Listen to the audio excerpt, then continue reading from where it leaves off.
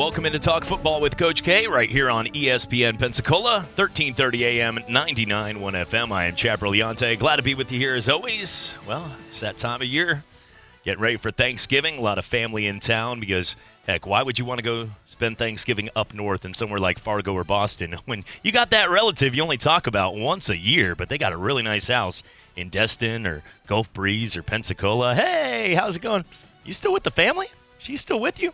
And next thing you know, happy Thanksgiving. But we're going to get to all the big games and more coming up here. It is a day where, as a Lions fan, you know your season might be over, but at least one day you get to celebrate, or at least have the Dallas Cowboys feel like it's their day as well. Thanksgiving, it's a great time for football, fun, and family, and we're looking forward to getting to all those and more. UWF, huge win. We'll talk more on that as they continue their playoff run in the NFL. Contenders separating themselves from pretenders. MVP, it'll be down to two great quarterbacks this year. And joining us from the NFL sidelines right here to the ESPN Pensacola studios, former NFL coach Kay Stevenson. Coach, it is always a pleasure and always appreciate the time.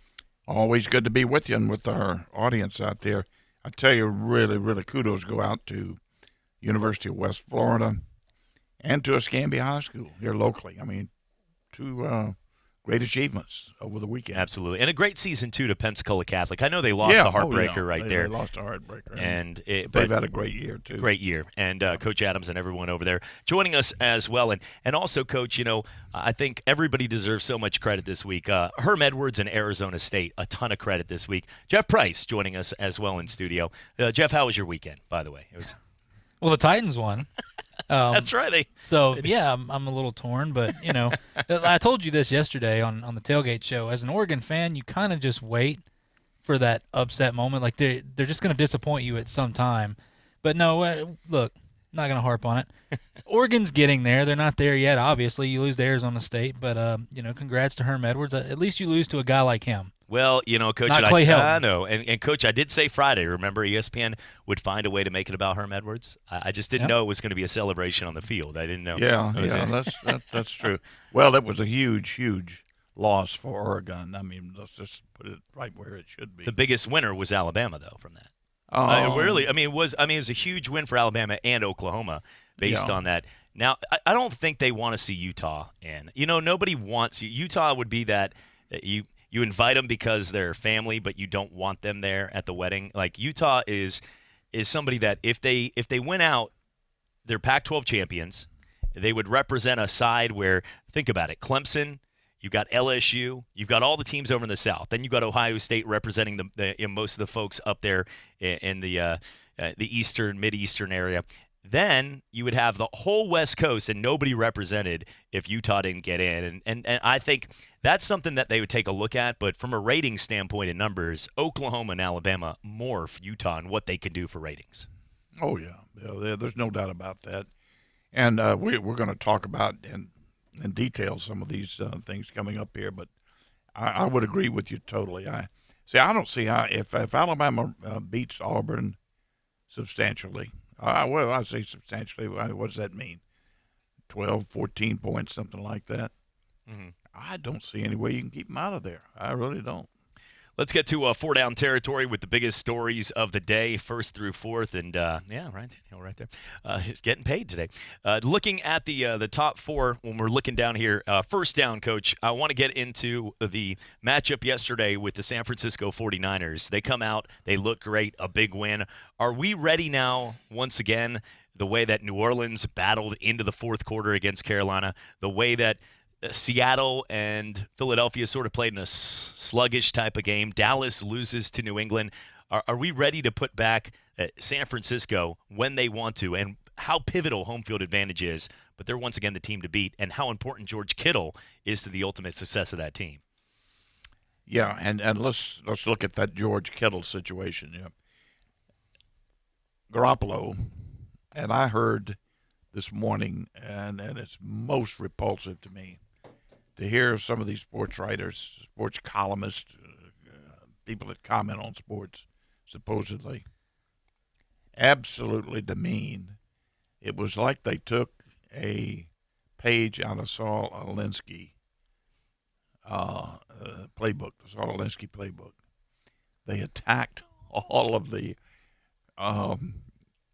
the tradition, the quarterback. It was. They talked about how bad Manning was when he won in the Super Bowl. Brady is at that point. Rivers is he's lost out, and now last night Rodgers showed you that he's gone too. So all those guys are gone now. Forget about them. All we're going to concentrate on are these young kids coming along. I tell you, they can have them all. I'll take Brady, and we'll go play. We'll go play tomorrow. But good example here on the tight end there with 49ers. Keep in mind, and I've said this, and I don't know how many times I'm going to have to say it, Brady is playing with nobody out there with him. No one except the Belichick philosophy and game plan and the ability to make a play every now and then with a guy, a fortunate run when they have to have it. Other than that, they don't have anything. Neither does Rodgers. Look what happened to him. Rodgers, look what happened. This thing's getting very, very close in New Orleans. I'm concerned about Breeze with having, I think he had 10 catches yesterday. But how long is he going to be able to really favor one receiver that much? So these guys are playing with nobody out there with them right now, and no reason for anybody to talk about the greatness that they represent. Well, and I know if tonight Lamar Jackson and the Baltimore Ravens will take on the LA Rams, but Coach, tonight, based on the hype and the way that they're moving the train, if for some reason, I don't think they will, I believe Lamar Jackson and Baltimore win this game, but if they don't and they lose, look at right as we speak on point why Lamar Jackson will dominate tonight. They're not even talking about the game. That's the headline as we speak on. But if he loses, Coach, that I'm going to get an email from our headquarters up there to say, please do not refrain from talking about a game that didn't exist. So if Tuesday morning comes in and the Rams win, we can't talk about Baltimore losing. So I just want to make that sure, the lawsuits that will pen. But talking about the games, it's whatever way you want to slice the story. Most of the games went down as expected.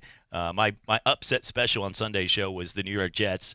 And I said, look, the Jets are just playing that kind of football the last couple of weeks. They're trying to save Adam Gase in the long term. 34-3, though. I don't think I look good in it, but I didn't expect that much. I don't think anybody expected 30 points.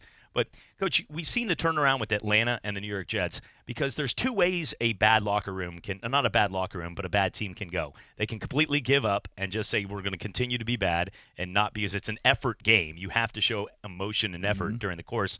Or you can say, you know what? We're better than this. We're going to go save our jobs, our contracts long term, our coaches, you know what. And I think you've seen Atlanta and the Jets. Atlanta didn't look great this week, but over the last 3 or 4 weeks, Atlanta and the New York Jets both had coaches on the hot seats, and they've turned it around. I mean, 34-3, bad teams aren't supposed to beat a playoff contender by 30, but that's what they're doing right now. Yeah, it may be too late in Atlanta. It is, yeah. But they have, you're right, they have turned it around, but they've got great offensive talent there in Atlanta. I wasn't that sure about the Jets. I tell you, they're doing a very good job defensively as well too. And the quarterback, I got to give him credit. He's playing lights out right now. Coach, he's playing with the worst receivers yesterday. It was actually looked like if a G League team, we were talking about the Pelicans, it was like a minor league football team. The XFL wouldn't even call some of these guys back. But the Philadelphia Eagles had lost everybody yesterday. Their 4 top players were all out. But Carson Wentz's confidence level, and I agree with you. He was an MVP. He had all the signs of being a long-term elite guy. Even in bad years, he's still 5-6 right now. But he looks off. I mean, his game's off. He's airmailing screens. He's throwing picks. Here again, I didn't mention them, but listen, they have 4 receivers on that team, so-called receivers. 3 of them are out. 3 of them are out, and the others not playing that well right now. And their starting running back was out too. Yeah. But with that being said, though, Coach, because this is more about Carson Wentz at this point finding himself. If you're a Philadelphia Eagle fan, or if you're Doug Peterson, who played quarterback, he wasn't a starter, but played for Kansas City and had some of those teams, won a Super Bowl, what are you saying in the locker room to try to gain this confidence back? Because I feel like even before this game with the guys out, Wentz just hasn't looked the same this year. Now, I mean, he's good, but at one point he was the MVP before he got hurt. He was up there with the upper echelon, the way we're talking about Jackson and Russell Wilson this year in the news. What is he ever going to be able to find himself like that? Because I watched that game yesterday. We were watching, and he's just missing people by 5-6 yards. 4th and 1, he throws it 3 yards to the right of him. These are plays that he made in his sleep. The confidence level is so key for a quarterback. Is he going to be able to find it again? Yeah, I think he will. He's a good kid, and he's sharp, and he's got good talent. Now, one thing you have to remember,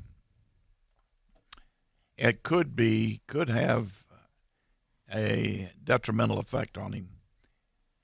His best year, he had Frank Reich and DeFilippo both working with him.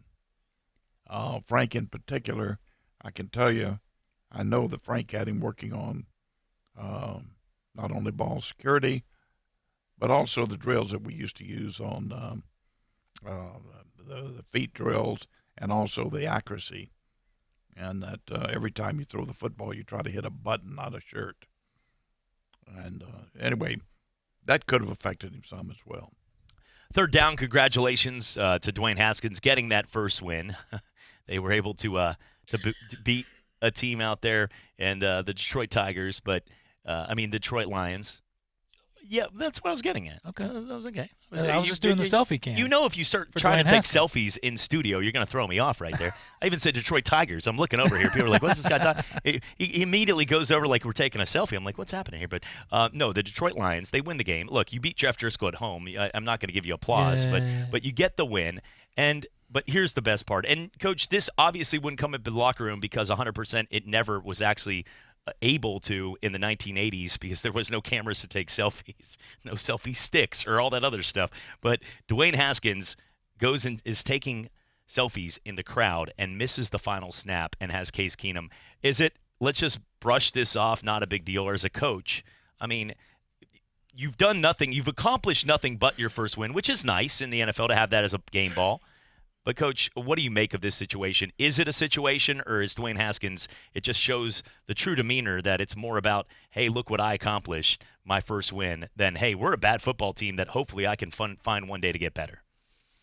Well, I think it's more a lack of total concentration all the way through. And for him to be over there with the fans, and taking selfies in the game. And not knowing that's – where to get the camera, first off? It's something that I'm sure they'll all get a laugh about it, but it's not going to be a laughable matter totally to that coaching staff. I think, too, also with the players and other things, and Jeff, I think it's something where at this point, every win, if you're the Redskins, if you're the Lions, if you're the Bengals, if you're the Dolphins, it's not a celebration moment. It's, hey, we're pros. We need to get better the next week. And beating Detroit at home is not you beat a team that's just worse than you. I mean, pretty much. Jeff, what do you make of the case? Well, let's not make this like, he was the big hero either. And no, he wasn't.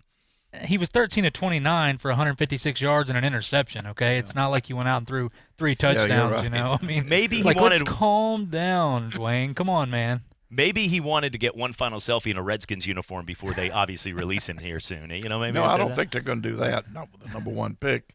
That little owner they have would not do that. Now, listen, compare that, if you will. Compare that with greatness, okay? They beat a football team that they could have flipped a coin as they won the ball game. They won a ball game.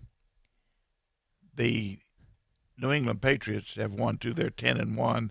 And the last 2 ball games, they've acted as though they lost, even though they're 10-1. Yeah. There was no joy in Mudville when they beat the Dallas Cowboys. No. Yesterday.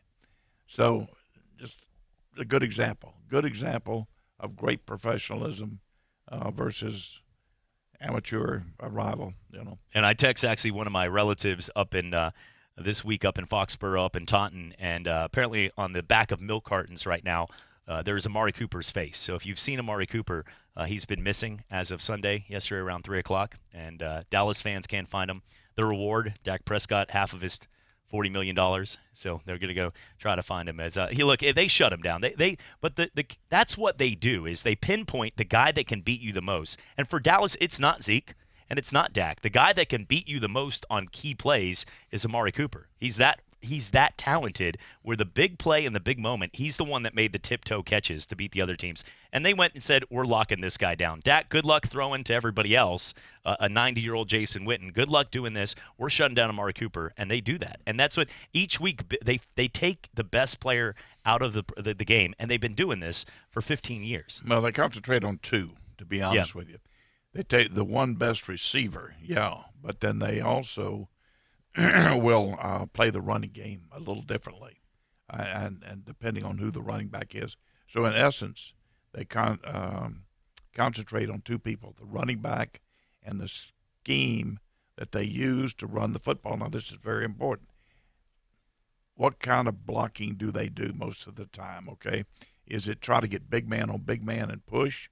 Is it trap? Is it the zone read? What is it that they do? And whatever that is and whatever that back is good at, they're going to stunt and use run stunts, which is different than pass dogs and blitzes.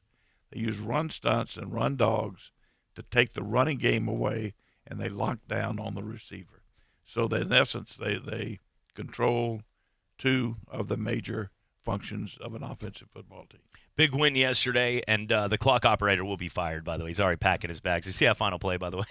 Yeah. You don't tick off the GOAT, first off. And not only that, it stops when somebody touches the ball. Now, the 1 second was on the clock for about 3 seconds. It wasn't going to, but if they would have done a trick play, that operator would have been shunned out like the horse in a Western. Out of there. And, yeah, that was but when you get Tom Brady putting his hands up, like, how did that not run off? It was 1 second for about 3 seconds. Well, everybody's that's crazy. But moving on from that, when we come back, we'll get to some more in college football, and I know you've got more going on right now, Jeff, you said? Well, I just wanted to put this in there about the Dallas game yesterday. Remember, we were talking about on the tailgate show how the reports have come out that the Giants were like, we'd love to have Jason Garrett. As a mall mannequin, yeah. Well, you know what Jerry Jones said yesterday? He was quoted as, with the makeup of this team, I shouldn't be this frustrated. So this might be the end for Jason Garrett this year. It sure sounds like it. The man spouted off a little more than he normally does. Yep. And I'm sure there's some drastic frustration going on in Dallas. And I think it's going to be the end. Yep. But for the Giants to say they'd love to have him, I think they better watch what they're saying. The only good thing about Dallas is in a division where Washington and New York Giants have separated themselves from we have no shot, and then Philadelphia without their players back, really you're just going to win by default at about 8-8 this year. Dallas is probably going to get into the playoffs at 8-8 by default. I don't think they're going to get there now. I think it's going to be Philadelphia. Philadelphia gets two of their receivers back this week and one of their offensive linemen. Plus, they had both tackles missing. I didn't say that, along with three receivers. So they get back that much firepower this week, and all they got to do is beat Dallas the next time they play them, and win 4 games, and they're going to be in there. I bet you. It's going to be one of those races where those two fan bases are paying attention, but everybody else says, good luck, join us, and we'll beat you by 20 in the playoffs. When we come back, we're going to get to more on what's going on around the NFL and college football. Right now, currently, the selection committee will make their call tomorrow night, and Alabama a little happier. Oklahoma found a way to survive. I feel like we said that back in week 1, too. And we'll get to more on what's going on right now at the top. As a big week ahead, it's rivalry week, it's Thanksgiving, and it also will be make or break some of the biggest matchups this week to get in with teams like Ohio State, Michigan, LSU, an opportunity to get that number 1 spot, and Florida State. It's all coming back right here on Talk Football with Coach K on ESPN Pensacola. Stephen Luongo with Levin, Papantonio, Thomas, Mitchell, Rafferty, and Proctor in Pensacola, Florida. Distracted driving is a dangerous epidemic on America's roadways. In 2016 alone, over 3,000 people were killed in motor vehicle crashes involving distracted drivers. This according to the National Highway Traffic Safety Administration. For more information, please visit us today online at levinlaw.com. Please be safe on the roadways. Stop the text, stop the wrecks. When you're looking for a great deal on a reliable new or certified pre-owned vehicle, you can't beat Bob Tyler Toyota in Car City, Pensacola. Bob Tyler Toyota has the best selection in town at incredible low prices. You can check out their amazing inventory from Camrys to Tundra trucks to 4Runners. It's all at Bob Tyler Toyota, and you can find it online at bobtylertoyota.com. Also score a touchdown this football season with the car of your dreams. Again, it's only at Bob Tyler Toyota in Car City, Pensacola. Hello, sports fans. Miles Bentley here, General Manager at Hill Kelly Dodge Chrysler Jeep Ram in Pensacola. Growing up, I always loved sports. Nothing but net, out of the park, through the uprights. Sink the puck Bentley, that was me. But my love of the game couldn't beat my love for Pensacola and helping folks get on the road of dreams in a new Dodge Chrysler Jeep Ram. Sure, I never went to the big leagues in sport, but we're all pro here at Hill Kelly Dodge Chrysler Jeep Ram. Proud to be in Pensacola. Sometimes your bank, your family, and your friends love you, but they don't have the money to help you. Sometimes we have chances to make money, but the old saying, you've got to have money to make money, rings true. At Pensacola Specialty Pond, we can help. If you have trucks, heavy equipment, airplanes, boats, jet skis, anything with value, Pensacola Specialty Pond can loan you that short-term money you need. No credit checks, and at Pensacola Specialty Pond, you're going to find the money and the discretion you need. Now at 6428 Pensacola Boulevard, north of Car City. Call 432-9050, 432-9050.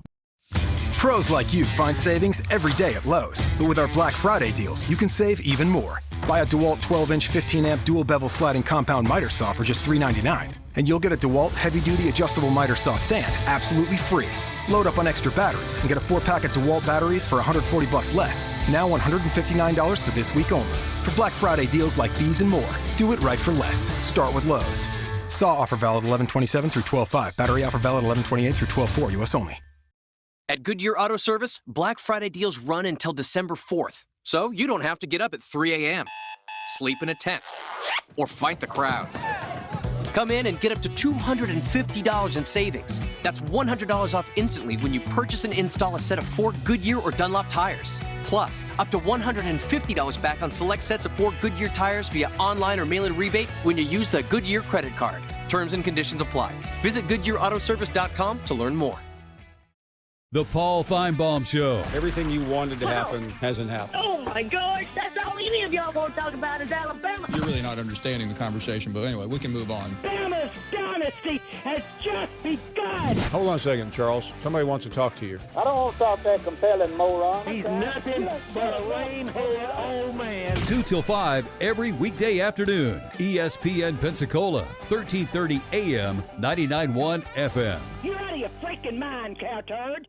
Hey, this is Chapper Leonte of the Sports Drive, wishing all of you a happy Thanksgiving on a day full of tryptophan, turkey, and passing out to watch football. Do some dishes. Happy holidays.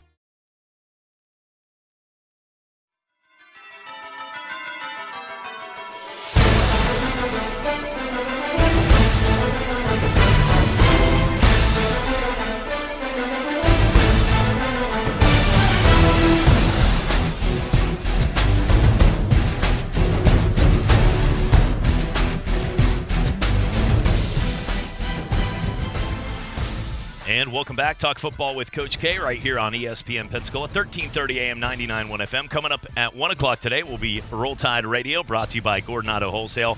But a lot to get to, and now transitioning over to college football. It was a week that the top teams overall outside of Oregon end up winning, but it was one where a couple teams that were sitting on the outside looking in, it just got a little more exciting for them. And Alabama, let's start with that. Coach, they go out there, they take care of business. It was men among boys. When I'm watching that game, Devontae Smith looked like the other guys were in a Benny Hill show trying to catch him out there, just bobbing and weaving, like they were trying to even catch his flag and they couldn't do it. You could tell the athletes from Western Carolina just had no shot. And we've talked about this, Coach. Gene Stallings, Pat Dye, a number of people. Nobody, and even Nick Saban's been adamant about it. Doesn't like these games. Does nothing for college football, does nothing for the ratings, the fans, anything outside of maybe you can afford a $5 ticket to take the family up to Bryant-Denny once to see your team because nobody else wants those tickets if you're a regular season ticket holder. Coach, what do you think of these type of games? I know it helps pay some of these schools $1 million to 1.5 to help all their athletics across the board that don't have that funding. But what do you think of these Western Carolina, Alabama games? Well, on the surface, I'm like everyone else. I don't like them. But I will say this. You have to be fair and look at the schools. You mentioned what it does for the lower-ranked teams, lower or smaller teams. And they beg for them. What are you going to do? I mean, they're out begging for these games to the NCAA and everybody else. How are we going to fund our women's program? How are we going to fund our – and keep in mind that Title IX, if you don't have the funding for the women, you take the funding off everybody. So it comes off men's as well. So, how are we going to keep our program going where we could go play one game against somebody and pay for it for the whole year? That is the big thing you're going to have to overcome. There are a number of schools. Don't kid yourself. They can say what they want. But it's great to have a game like that for a number of reasons. Not only do you have a W, but you get a chance to play an awful lot of people, build up depth. And what a fortunate game I think that was for Alabama. They took care of business, and look at what the quarterback did. He did exactly what he needed to do. He did exactly what they would hope he did. I just don't think we get a lot out of that game. We don't know yet. We know Mac Jones is talented. He wouldn't be there. He wouldn't be in an Alabama uniform. We know that. We know that, Coach. But what we don't know is if he has a shot to compete against the big dogs. Now, Alabama does. Their team's good enough to keep them in any game. You could run a Wildcat with Devonta Smith, with Najee Harris, and with Henry Ruggs and guys like Jerry Jeudy, and you still have a shot to win any football game. They're that talented. But if you look right now at Mac Jones, going 10 for 12, 275 yards, 3 touchdowns, to me, I watched the plays, made great throws, but that doesn't show me that he could do that against the pressure in Jordan-Hare next week in the Iron Bowl in the same category. We've seen him play against Arkansas, and we've seen him, which is pretty much Western Carolina, and we've seen him play Western Carolina. I just want to see – I would love to – we will be able to tell, and the whole country will, because that game against Auburn, Coach, what is great is now that Oregon's out of the picture, they don't want to put Utah there, and Oklahoma hasn't passed the eye test in 4 weeks. So if you have Mac Jones going out there and he puts up a huge performance and beats Auburn by 20 or beats him by 14, the country's going to say, that guy's good enough to beat anyone. And that's the thing that is so vital in this game to pass the eye test and win the game. Oh, yeah, and you're right. I mean, no question about that. And this is going to be a game of major interest to the whole country. Ohio State, Michigan, Alabama, Auburn. Going to be huge. So I think what we have to do, though, is look at this Alabama football team as a whole, and Mac Jones is doing what he's supposed to do. 850-623-1330. Let's go to our phone lines. Caller, who's this? Hey, this is John. How y'all doing? Good. How's it going, John? Everything's going good. I had a thought about the Mac Jones talk that's going on here. Ever since I saw Cardale Jones, the third-string quarterback for Ohio State, run roughshod through the college football playoffs, I can't remember, maybe 4 years back, took it to a national championship, their third-string quarterback. Right. I've always defaulted to overall talent. This offense for Alabama that I've seen, my father-in-law's a huge Alabama fan, so we tend to watch every game. It's just so potent. You could put, you really, if you put Bo Nix in that system, he would look like a fantastic out of the world quarterback as well. All Mac Jones has to do is show up, not commit any turnovers, which isn't that difficult, and just go from there. Alabama's in now that Oregon's lost, and a lot of people are going to be upset about that. And I'm very hard pressed to not see another Alabama LSU national championship game similar to the one that happened a couple years back when they ended up playing twice and Alabama bested them in the national championship again. Well, you've said a lot there. Those are all good points. The only thing I would slightly disagree with you on is Mac Jones is going to have to do more than just show up. He's going to have to at least provide the quarterback impetus that you have to move the football. Meaning, he's got to be able to convert on third downs, which is dropping, throwing the football with some accuracy and putting it on the money. He's going to have to do that. He's got good people to do it too. So we'll see how that goes. And he may be called on to run every now and then, pick up a big first down. They won't call on him to win the football game, don't get me wrong. And you're right in essence, but he is going to have to do some things in order for Alabama to win, because keep in mind, Auburn may be one of the top 3 defenses in the country. So it's not going to be an easy walkover. Agreed. Did y'all get a chance to catch any of the UWF game this weekend? We were actually out there at the watch party at Seville Quarter. We're going to be back out there this weekend, and we did. Coach Shinnick is 5-0, and Coach Kay Stevenson, Coach every week gets to talk to him. And I'm telling you, this is a special coach we have. He's 5-0 in road games in his career as a head coach in the playoff. He's 0-1 on the neutral site national title game. But on a defined road game in the playoffs, he's never had a home game here at UWF, but he's 5-0 on the road. And that just goes to show you. And they're not winning. They're dominating their opponents. They're up 31-3 at one point. They're doing an amazing job. I can't say enough about them. I'm very, very impressed. Awesome. Well, I appreciate y'all's time as always. Have a great Monday. Thank you for calling. Thanks. Appreciate it. Jonah, give us a call at 850-623-1330. Yeah, Coach, he's a special coach, and we know, and I know it's just the beginning. He's a family man. I would hope, this is being biased towards Pensacola, I hope he'd spend his next 30 years here. But he, even at the end of this year, which is still the storybook is not written yet, Coach Shinnick deserves wherever he goes, because he's one heck of a person. One heck of a motivator. He cares about the kids and their education, and he also is a heck of a football coach.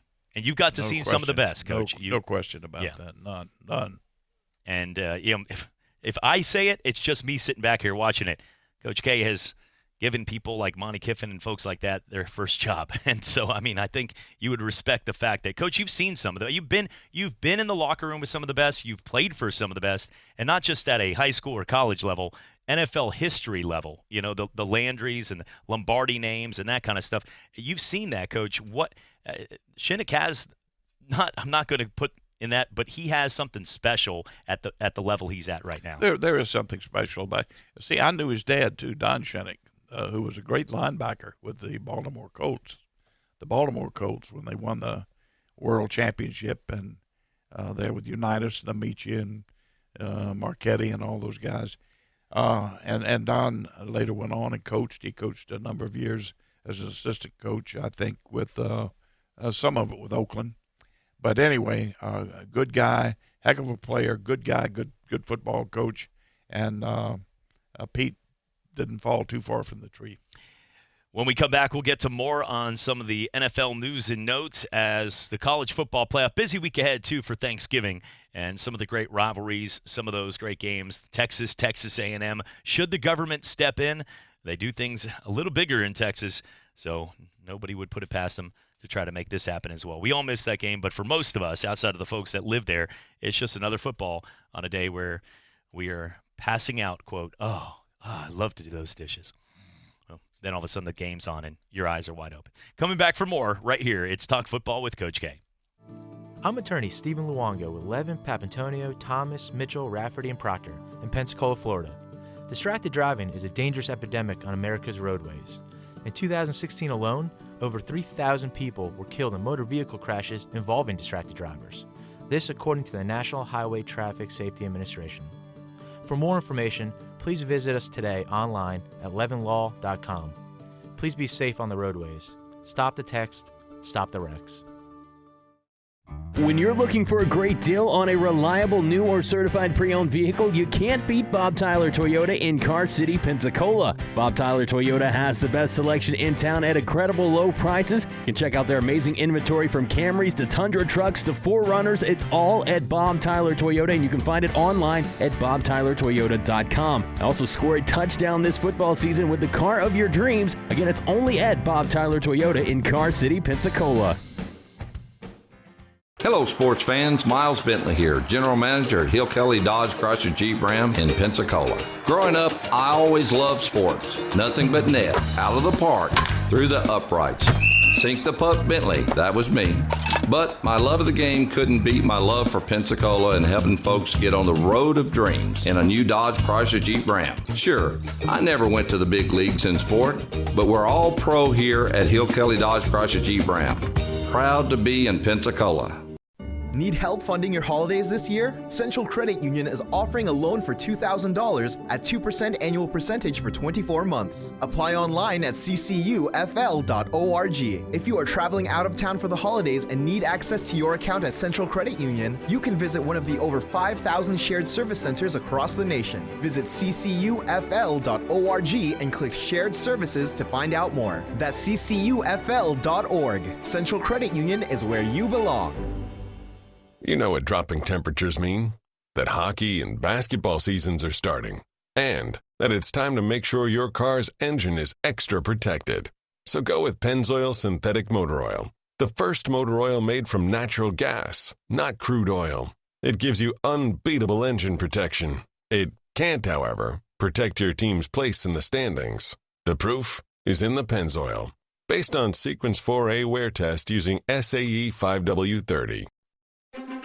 When weather hits, the right wiper blades make all the difference. That's when the Michelin Man is on your side, helping you see better and drive safer with new Michelin Premium Wiper Blades. Designed with exclusive SmartFlex technology or frameless beam design, Michelin blades flex to the curve of your windshield, giving you unparalleled, streak-free, long-lasting, all-season performance. So when the going gets tough, be ready with Michelin Premium Wiper Blades. It's a difference you can see. Available at Walmart, Pep Boys, Amazon, and other fine retailers. Hey, this is Chad Brillante of the Sports Drive, wishing all of you a happy Thanksgiving on a day full of tryptophan, turkey, and passing out to watch football. Do some dishes. Happy holidays.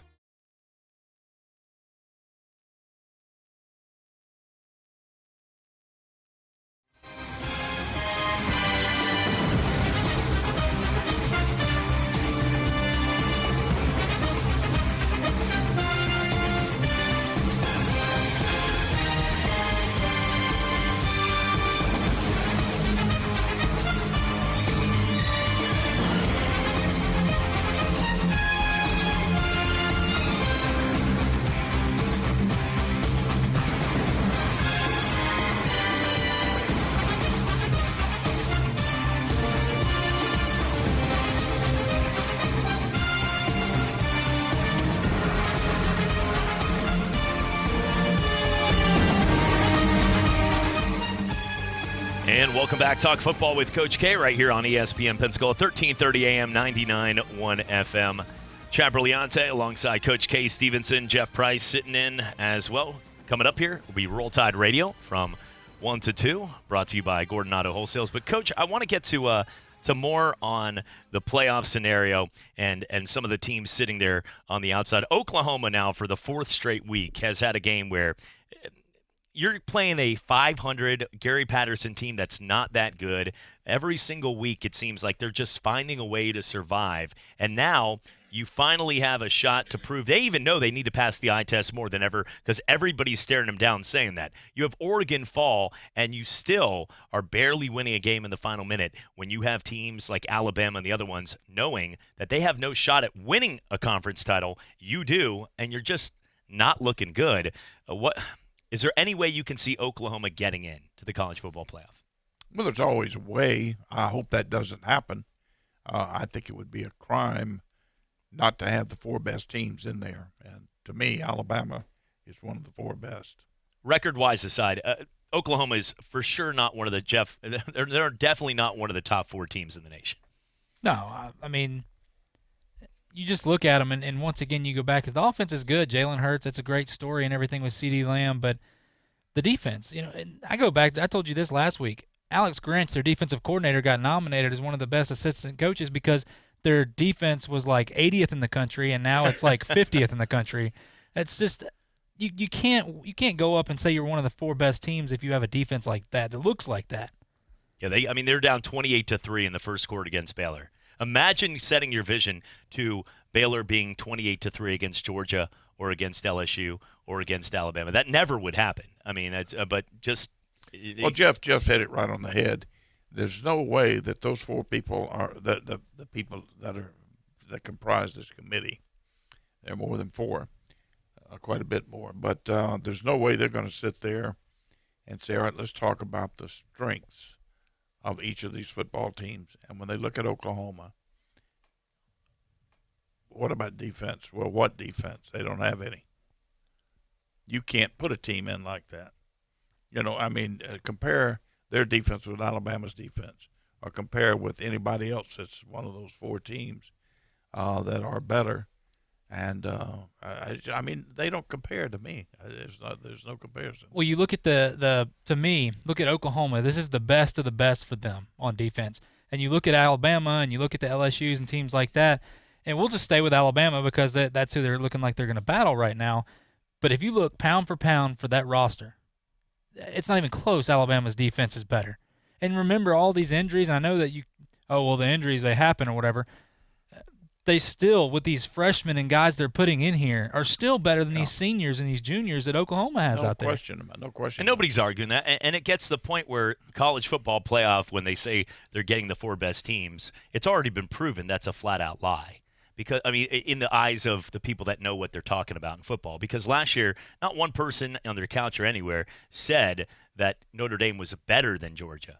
They were just saying, well, Notre Dame they went undefeated and Georgia lost that game. So, that was the case. You had Georgia who lost with Tua coming back. Jalen Hurts comes back to beat them in that game, in the SEC title game, where Georgia was not dominating, but they were up 3 quarters in that game, and Alabama took a comeback to win it. Nobody left that game in Georgia feeling like that Georgia team was worse than who Notre Dame would play. It was just Notre Dame, based on their schedule and resume, was going to get that spot. So it's already been proven last year that they're not getting the 4 best teams in.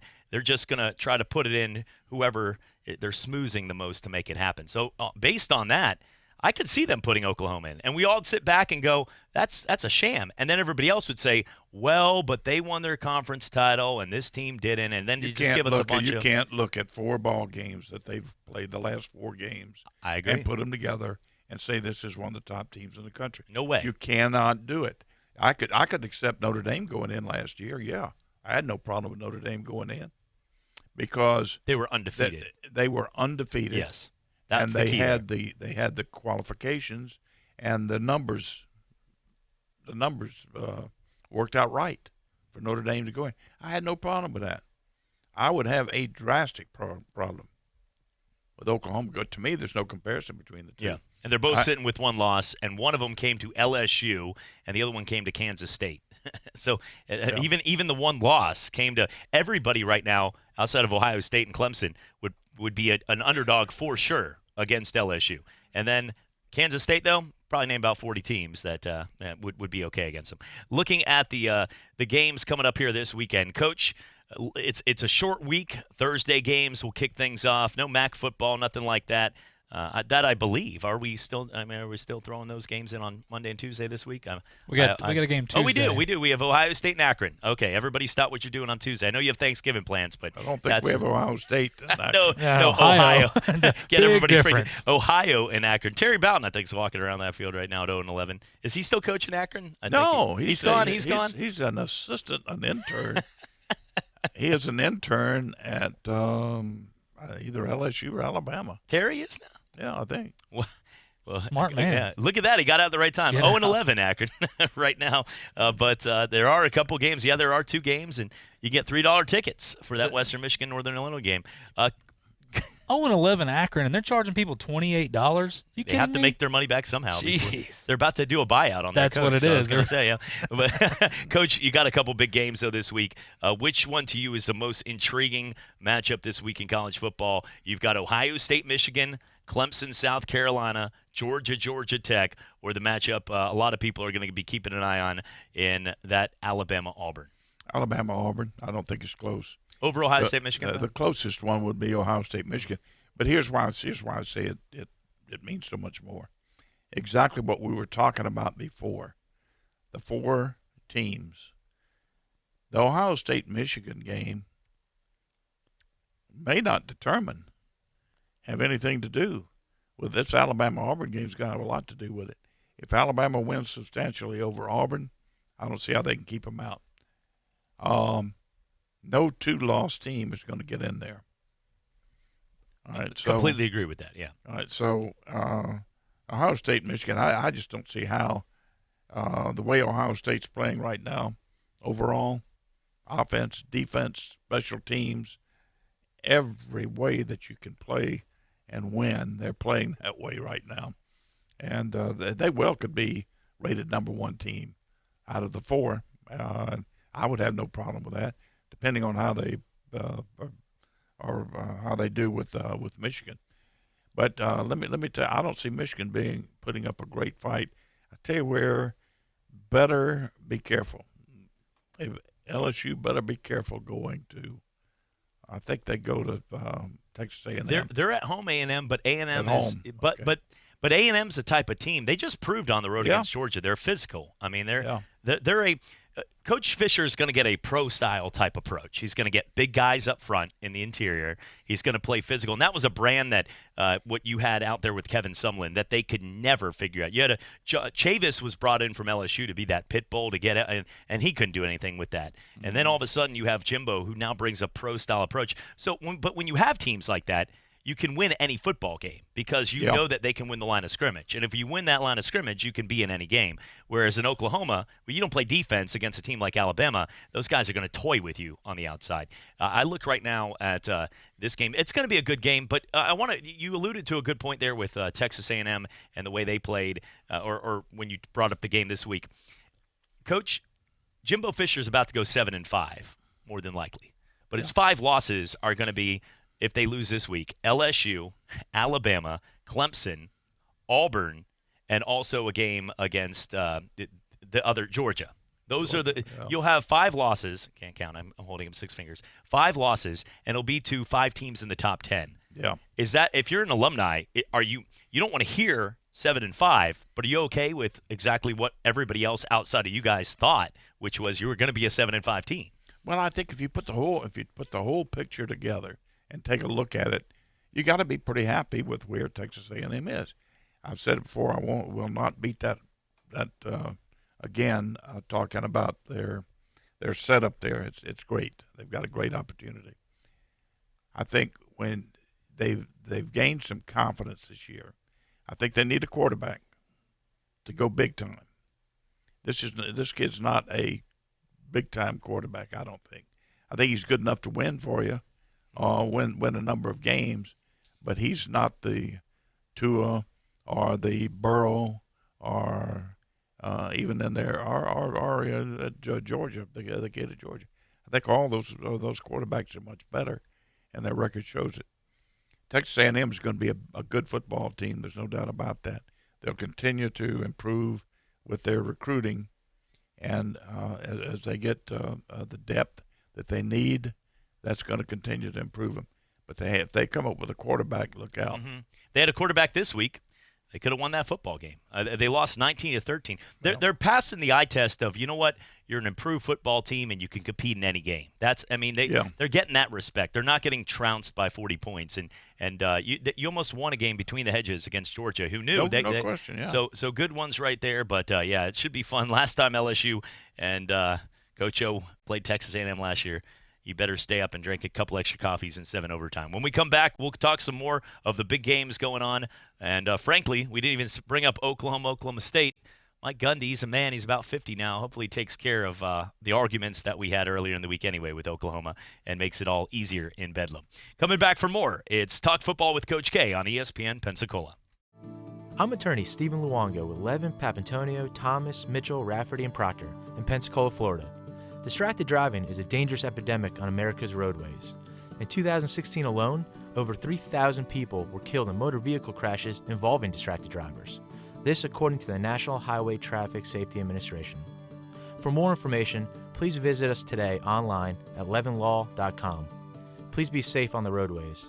Stop the text. Stop the wrecks.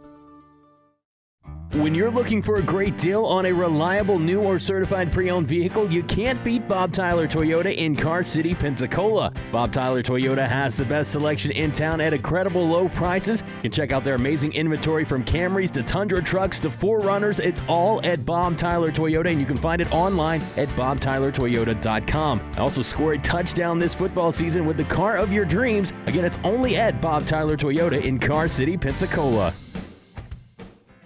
Dude, it's game day, and I'm fired up that football is back. I know, but I'm bummed they don't show my favorite team on TV around here. All right, well, what about that place Calvert's? They're a really cool English pub-style restaurant, and they have a really good drink menu. Yeah, but what about the game? Don't worry, they have the NFL Sunday ticket and plenty of TVs, so we can watch any game that we want. Ooh, I just looked at the menu, and that Abbey Road burger is calling my name. Calvert's in the Heights Restaurant and Bar, 3102 East Urbana Street, calvertsintheheights.com.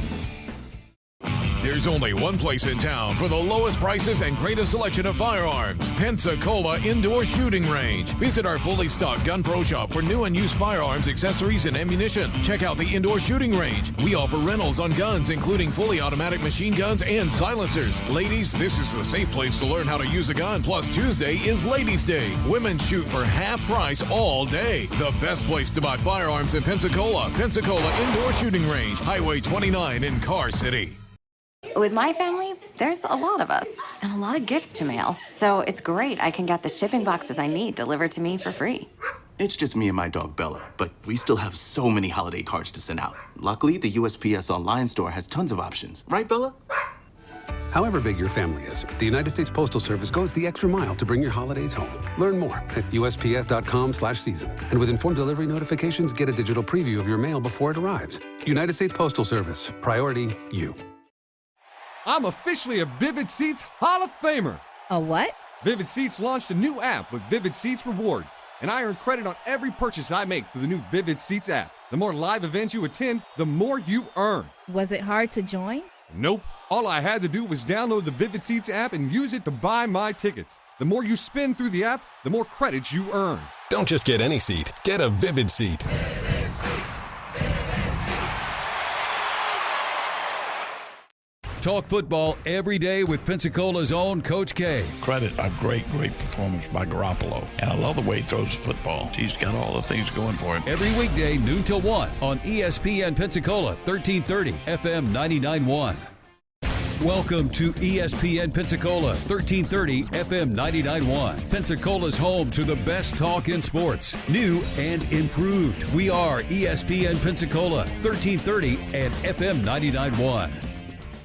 Hey, this is Chapter Leonte of the Sports Drive, wishing all of you a happy Thanksgiving on a day full of tryptophan, turkey, and passing out to watch football. Do some dishes. Happy holidays.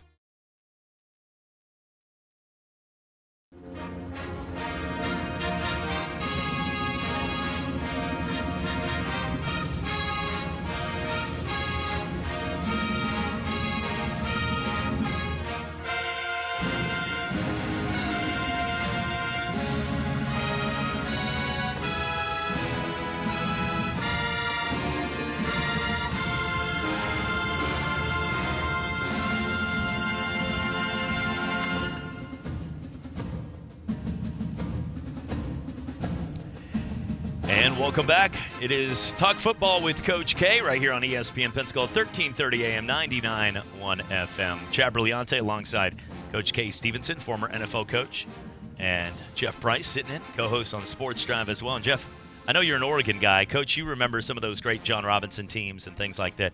USC, it's one of the better fight songs, though. I've always said it's very traditional. Yeah. Would you agree with that? It's a good one. Yeah. It's a good fight. Very recognizable. I'll say that. Was John how good of a coach in the years over there, and was he one of those guys respected among his peers and what they did when they were out there when Robinson? Yeah, I would say so. Certainly. Sort of owned that area over there. It wasn't really a national, more of a USC. Well, John came up. John was really the guy that gave him the best chance and put him on the path to coaching success was John Madden. He was an assistant for John. And John helped him get that job. John just seems like one of those guys. There's very few people, and John, I bet there's some fun. I bet there's the good and the bad sides of the fun stories of John Madden. But what he did really for football was huge. Right? I mean, yeah. Well, yeah, and some of the things are not very kind, really, that happened to him through Al Davis. There's so many stories. There's stories behind the stories. Maybe someday we'll talk about some of the trivia of the National Football League, and it's quite interesting. I'll just turn Alexa or Siri on my phone, and we'll just tape it all, and then we'll write a book like that. Story books, the auto books right there. And then, Coach, but it's always fascinating to hear the stories and the life of being there in the NFL. As folks like myself and Jeff, we as kids, we watch the things on TV that you lived inside the locker room. So always great to hear these stories. But, Coach, I want to talk a little bit about tonight's game, Ravens and Rams. Big football game, Monday Night Football. 8-2 Ravens, 6-2 Rams, or 6-4 Rams. Can't read right now. L.A. is a 3-point underdog at home in a stadium that probably will have more Baltimore fans. Who do you like in tonight's matchup? Well, who do I like? I like L.A. Well, they win the game. It's a different story. Well, they win the game. It's going to be they're going to have to devise a defense. And then this is quite simple to me. You devise a defense, and easier said than done, which in some way, somehow, you're going to force this kid to have to throw the football from in the pocket, where he's got to drop back, read defenses, and make you defend, and you can defend 53.5 yards. You're going to make him throw the outside of that 53.5 yard, not always inside, and then those types of things, not always a screen game and the easy shots to those tight ends. They're going to put in, they use 3 tight ends now as their normal offense, which is very unusual. 3 tight ends, sometimes 2 backs with that, and they go with a crazy offense. But it's putting a lot of pressure now on the run game. It puts an awful lot of pressure on you. You have to put 8 men on or in or near the box, okay, to stop it. And but I like. I'm hoping that I'm anxious to see how Wade Phillips, their defensive one of your friends and former coach, yeah. Interesting to see how Wade comes up with a defense to stop this. The only thing that concerns me a little bit is they play with such light, fast inside backers. Okay, now what happens is you get those big tight ends and the big lead back in there on them. It's hard for them to take on those wham blocks and leads, and then all of a sudden you give great athletes one little crack and they're gone. And if you've got 8 on or near, it's very easy to come out of there. One guy's got to make the play. And the elements are not going to separate this game from Dallas and New England yesterday. No. Not too many teams. Lamar Jackson wouldn't be able to run for 130 yards in that weather. In this, it's going to be L.A. sun, 70 degrees. So yeah, it's going to be nice weather and all that. It's going to depend on how they can defend it. Well, Coach, should be fun. And I know Wade Phillips, I wish it was a Tuesday game. We probably could call him now and ask him some of those questions himself, as you've had him as a guest many times on the show. Looking forward to a big week ahead and a great Thanksgiving week of football, Coach. You bet. We look forward to it. All right. For Coach K. Stevenson, Jeff, have a good one, my friend. I'll see you later. Yep. I'll be here. I'm going home early. No. Coming back for more. It'll be Roll Tide Radio for everybody on Coach K. Stevenson. It's Talk Football right here. ESPN Pensacola, 1330 AM, 99.1 FM. If this is the last time we're speaking to you this week, have a happy Thanksgiving and safe travels. 1330 AM, 99.1 FM. If you would like to be a part of ESPN Pensacola as a sponsor or promotional partner, just give us a call at 262-6000 or visit our website at ESPNpensacola.com. ESPN Pensacola, 1330 AM, 99.1 FM. WEBY, Milton, Pensacola.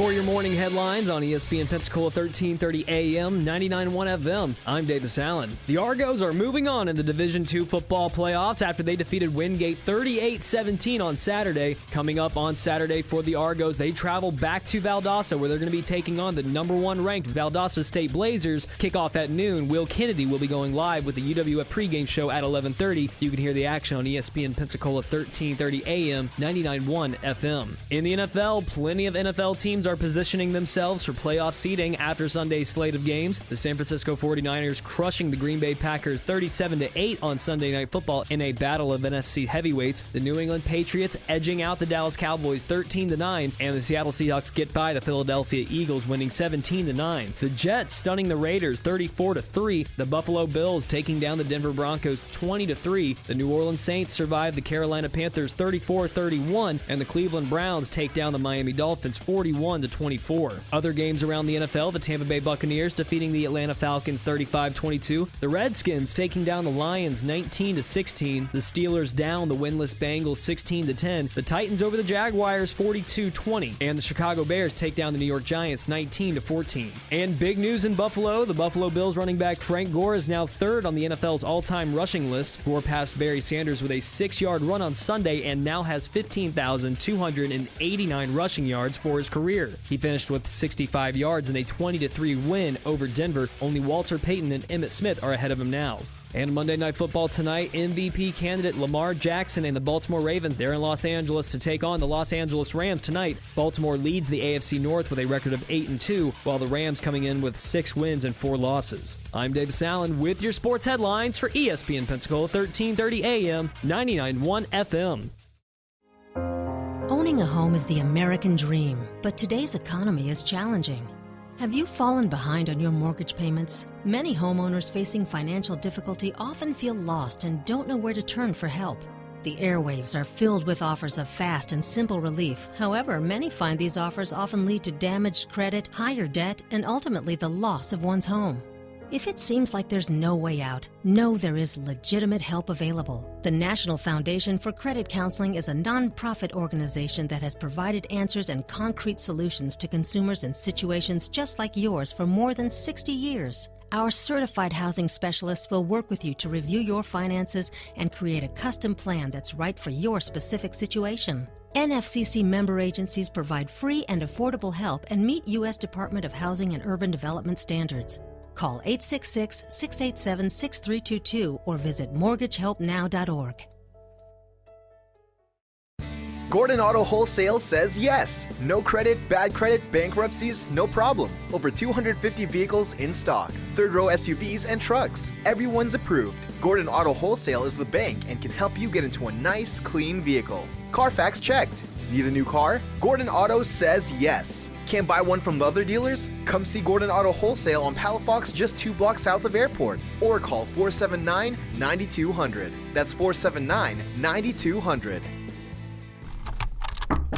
Hey, have you heard that ransomware attacks have increased by 500% this year? Yeah, cybercriminals are targeting all types of businesses, encrypting their data and holding it hostage unless they pay up. What if we're their next victim? Don't worry, we have Barracuda to detect, prevent, and recover from ransomware and other advanced threats. So we're secured? Absolutely. We'll pay no ransom and keep this business up and running. That's a relief. Protect your business at Barracuda.com. Barracuda, your journey secured.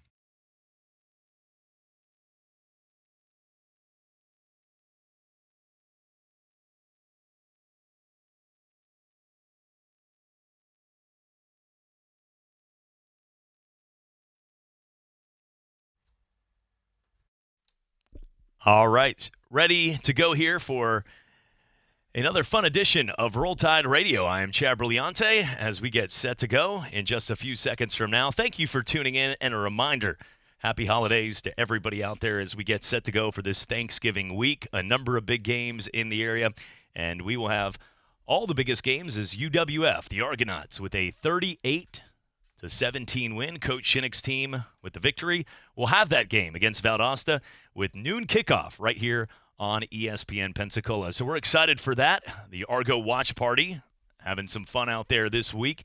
as we were down there at Seville Quarter with a number of great people and looking forward to doing it again. All the big rivalry games, Florida State this week and more. We'll have the coverage of it right here on ESPN Pensacola as we get set to go. So stay tuned as Gordon Auto Wholesale presents Roll Tide Radio right here on ESPN Pensacola, 1330 AM, 99.1 FM. Enjoy.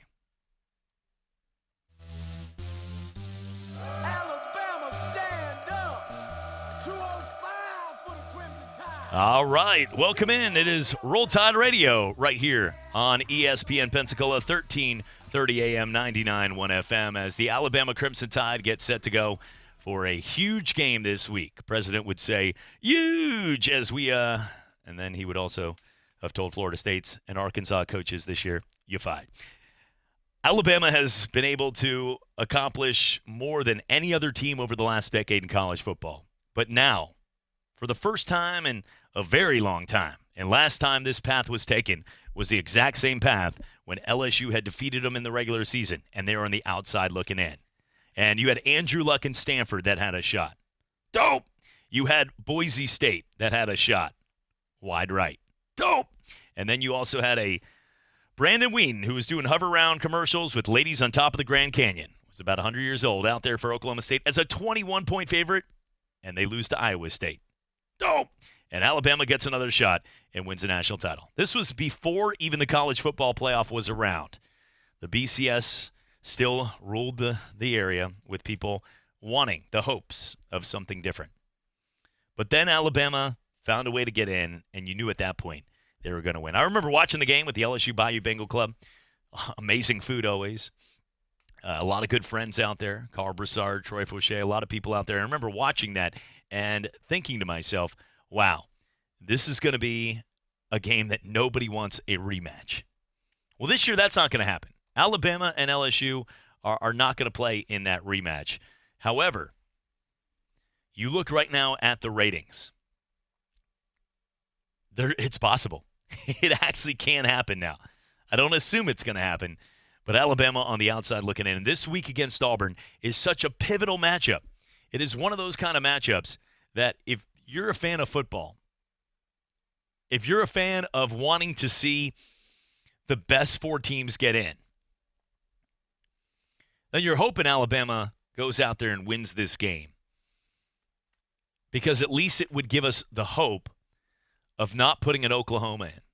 And I'm not saying this on behalf of Oklahoma we don't want to see get in. It's because Oklahoma's not one of the top four teams in the country. That's been pretty clear over their last 4 weeks, winning by about 1 point. You're talking about a team that had to fight off TCU at home as a 20-point favorite.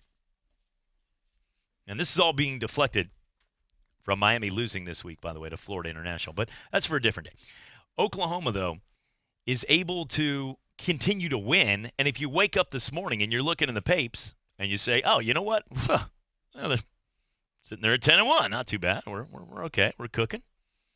Not bad. Still ranked number 9. Then you would say, okay, we have a shot. But honestly, Oregon was the one team even last week, regardless of if Ron Mullins and the AD was part of the staff that was putting this all together, the guy that was going to the head honcho with Bill Hancock and the guys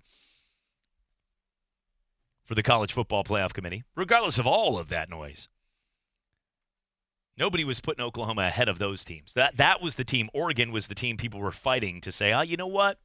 They've proven they deserve a shot. The chance, and let's put them right in the mix. The game they lost, their only loss was to a team that they were beating. We were watching that game. They were better for most of the game, and then they found a way to lose. So we're not ready to give up on them. But then they lose this week, and now Oklahoma is that team. Oklahoma and Utah are those teams. The Minnesota Golden Gopher ship has sailed. That was fun for a little while, but you lose to Iowa at home.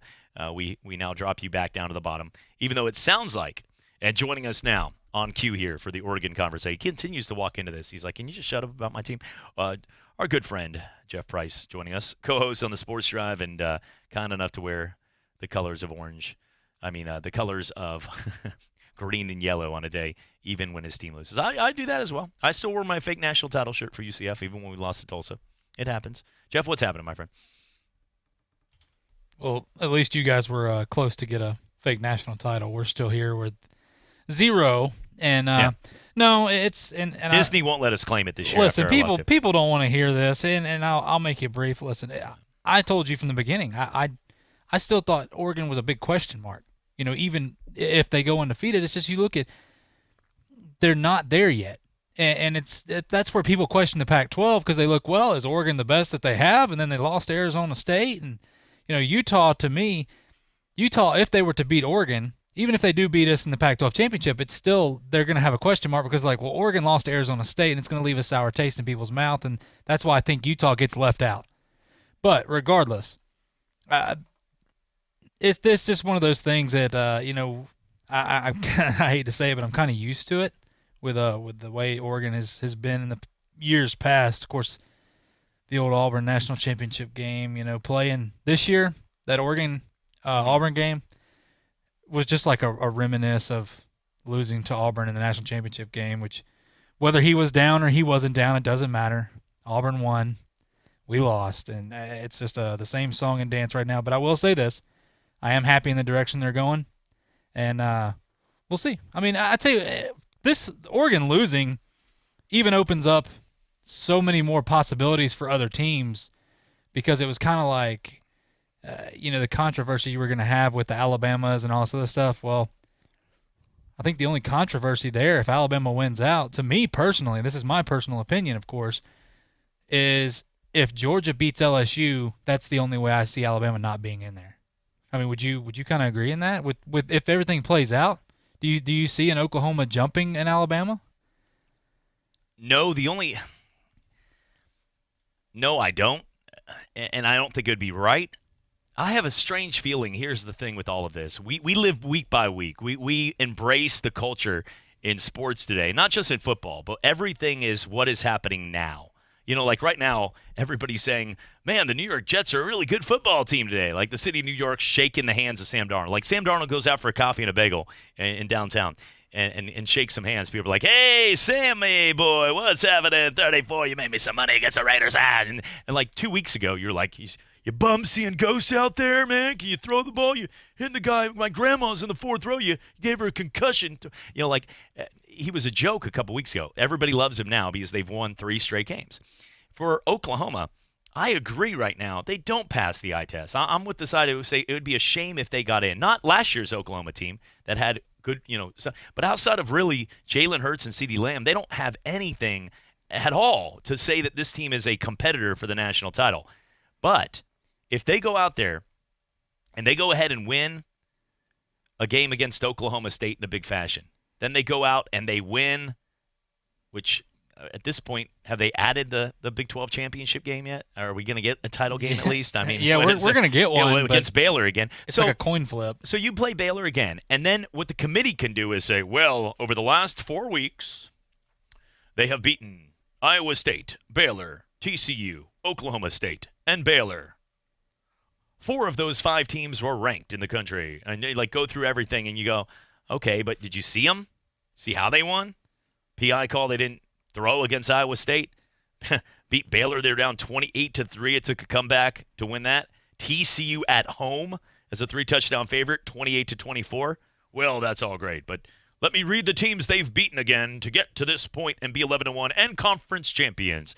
You could see that case being made, even though we'd all sit and do exactly what you did. I'd do the same exact thing. I would mirror your image of rolling my eyes.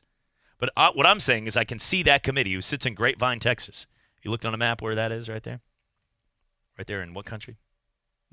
What country? What country of college football, I'm saying. Talking about a Big 12 country? Maybe, yeah. Just saying. Oh. Right there in Grapevine, Texas. Well, hold on. A&M's SEC, they're there. Texas A&M, actually, this is the sad part about Texas A&M's schedule. After losing to LSU coming up here this weekend, or what's it, Friday? I think they usually play Friday, that game. When they lose that game, which they will, they'll go 7-5. A 7-5 Texas A&M team this year would have a legit shot of winning the Big 12. They might be the Big 12 favorites this year. Think about it. Who? Baylor or Oklahoma would be their 2 biggest teams. Texas A&M has lost to Auburn, Alabama, Clemson, Georgia, and if they lose to LSU, all 5 of those teams right there would beat Oklahoma, and they'd beat Baylor, in my opinion. So you could have a 7-5 Texas A&M team that could win the Big 12. And a lot of people make that argument. And frankly, if they were playing tomorrow and they starting their season fresh, I would take Texas A&M as the Big 12 champion, even knowing that they have a 7-5 team. That's the difference in the competition right now where the Big 12 sits. I just don't know. Oregon is really given the rest of the country outside of here, who we celebrated a little yesterday, roll blanket tide, man. They were excited to see that. They were pumped because you're eliminating some teams. They were happy. But Oklahoma getting in, that would be terrible for a team that clearly nobody out there sees as a shot at the eye test. You know what I'm saying? Yeah. I mean, I think it's fair. It's a valid argument. I mean, but I don't know. This whole thing, and this is where and I know that if we don't have it, people are like, well, quit talking about it if we don't have it. If you had a 6 or 8 team playoff. Love an 18 playoff this year. God, that would be awesome. It would be awesome. But right now, I hope that Georgia beats LSU to eliminate all this talk so we can just go with Ohio State, Clemson, Georgia, and LSU. Yep. And nobody would have any problems with that. And what a matchup. What a matchup it would be. 1 versus 4 in Ohio State and LSU. And then a 2 versus 3, which would be Clemson and Georgia. That, you talking about ratings, that'd be off the charts. That'd be fun to watch right there. Yeah, I'm still going. I mean, I'm blocking the noise, and I still think Clemson wins it all this year. I mean, I know Ohio State is the team that right now, the way they're playing, but I still have my doubts in a game if Trevor Lawrence played against Justin Fields straight up. And I know it's a team effort, but in that pivotal moment, in the big 2-minute drill, I still think right now, you know, I like Clemson. I like Ohio State. Both of them. I think LSU as well has proven that Joe Burrow can win a football game. But I just think right now that 4th team, whoever gets in between Georgia, Alabama, Oklahoma, or Utah, out of those 4, I think Georgia is the team most people would say, now that the injury and that they didn't win their division, would like to see get in. Because that would be the team that deserves it the most right now, with all the credit across the board. Well, even though Ohio State, though, you know, they came in and everybody was like, and I was the one saying they look like the most complete team, you know, top to bottom. And then that Penn State game, they were rolling along, and then they had that stretch where they fumbled the ball 3 times like that. They looked human. And then Penn State comes in there with not Clifford, their quarterback, their backup, who I can't tell you his name right off the top of my head, but he comes in there just guns a-blazing, man. He rolls in there. Next thing you know, it's 21-17. And now you're like, oh, wait a minute. This could actually happen. And, of course, Ohio State scores again. But that's where, to me, that was a big question mark. I mean, in that Penn State team, they're not a bad football team. That's not what I'm saying. But they're not elite. Like what you watch Minnesota do, and I know people are like, well, that was a one-time thing. Watch, Minnesota went and lost to Iowa. That proves my point even more. Good teams don't allow other teams like a Minnesota to come in and beat you. Ohio State would not lose to Minnesota. They wouldn't allow that to happen because you look at coaching and the players and everything like that. Elite teams stay elite for a reason. I agree with you on the Clemson because top to bottom, yeah, the ACC's weak, but they just look good. Like it shouldn't always be about the conference. And no. Joe has texted in. We're part of this group. We have our own like little forum going on between everybody who's hosted, and we always say too. Look, everybody is welcome. I know they're like, I'm getting paid. He's got a good job right now. But Joe, you're welcome to come on the Sports Drive today, as everyone. And I respect the heck out of Joe's opinion. I respect you, Eric, everybody. I think he's writing Jesus Chad on there because of the moment of me talking about how a 5-loss SEC. It sounded like some homerism. Clearly, is not homerism. What it is, it's more of a knock on the Big 12. I got nothing against the Big 12. I like a lot of people from there. My best friend growing up, he goes to Texas Tech. But right now, currently, poor guy. Yeah, I know. 10 teams. It's a basketball school, by the way. But 10 teams in the Big 12. Don't do that math, kids. But the 10 teams, 7 of the 10 can beat anyone, and it's pretty much a coin flip every week. Kansas State, TCU, Texas, Iowa State, Oklahoma State, Baylor, Oklahoma. None of them want to claim that they're the best. And all 7 I just mentioned could win every game. They could go to a bowl game where they get out there in the middle of, on a Thursday in Central Florida and play in a game, or they could go to a college football, quote, playoff game. And that's sort of the mix of the Big 12. They just beat the crap out of each other, and they win every game in overtime by 1 or 2 points. Just look at this guy. Even Baylor's wins when they're unbeaten were by 1 point in overtime against Texas Tech. I mean, these were not dominant wins. The whole entire division, the whole entire conference just beats up each other. So it wasn't really, when I said Texas A&M, it wasn't like a 5-loss SEC team could be. No, it's that the Big 12 has nobody that wants to be great. And that's the truth. They don't have one team in that division or that conference that wants to be good.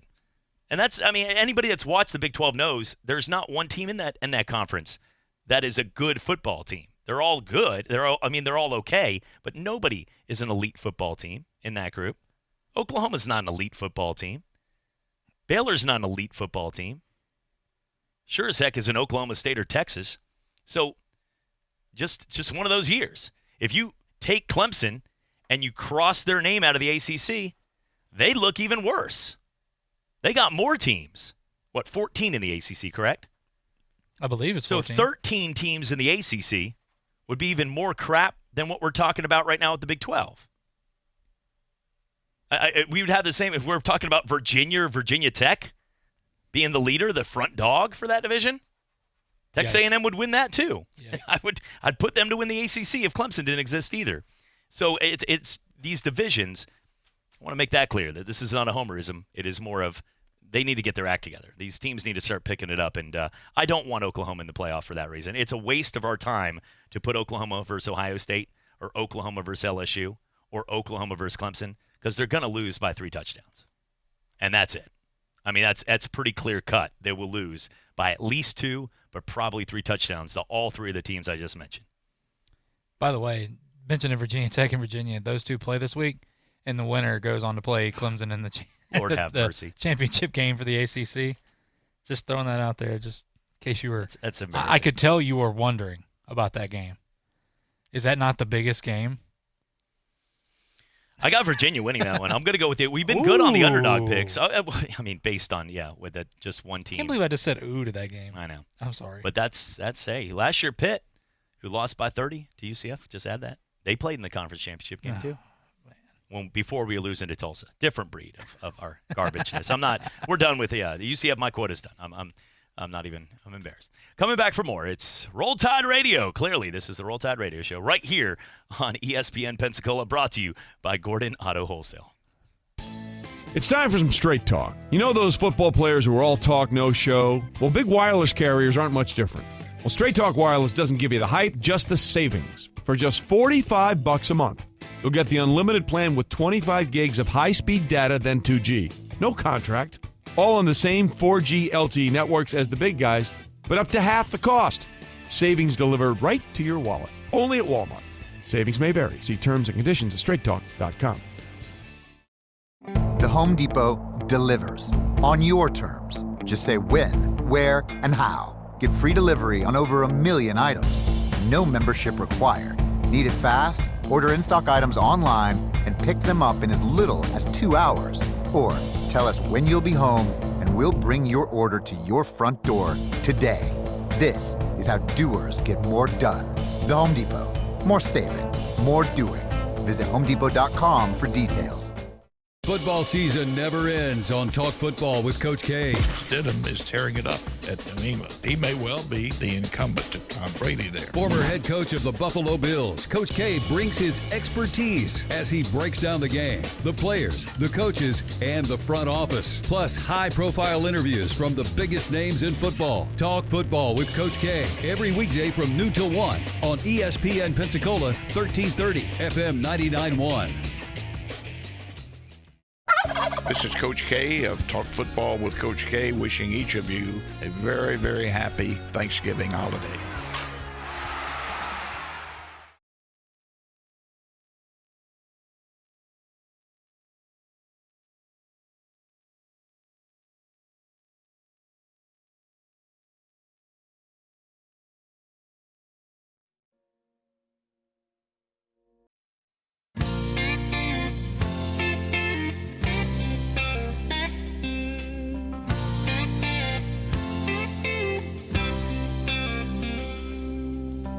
Well, I was thumbing to Alabama, football pads on my back, when a stranger stopped beside me in a crimson Cadillac.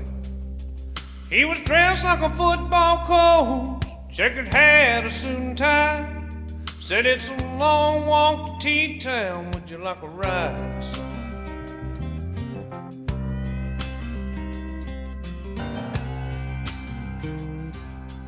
I sat down in the front seat.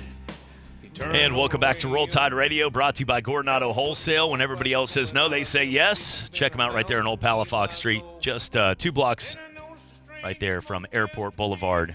No credit, bad credit, and get you in that car of your dreams. When you get that huge Thanksgiving bonus, as we all are, right? That's what we all Thanksgiving bonuses. Somebody's like, you get those things? I'm like, just putting that. I got the mic, so I was putting that feeler out. You're getting there. paid? You know, that big thanks. Yeah, that big Thanksgiving bonus. Everybody gets right. That we're expecting. So, no matter what, if you're a fan of football, it's going to be a fun week. Alabama and Auburn is a huge game because for this matchup, you're pretty much it's a rock and a hard place now that Oregon. I mean, even with Oregon, the country. I watched Oregon play a few times this year, and they legitimately were passing the eye test to be one of those teams that could get in. I wouldn't put them as a favorite over Clemson or any of those teams, Ohio State or LSU, but they were dominating their opponents. I mean, when you looked at Oregon's matchups against legit teams that are going to bowl games, but they were playing against teams like USC, who's coasting. Slovis is breaking records right now, which is, you can say what you want, but when you had Carson Palmer and Matt Leinart and guys like Matt Barkley throughout the year, and you have a guy now breaking records as not even a starter this year, that's a pretty decent stat to hold. At USC, if you have quarterback records, it's pretty cool.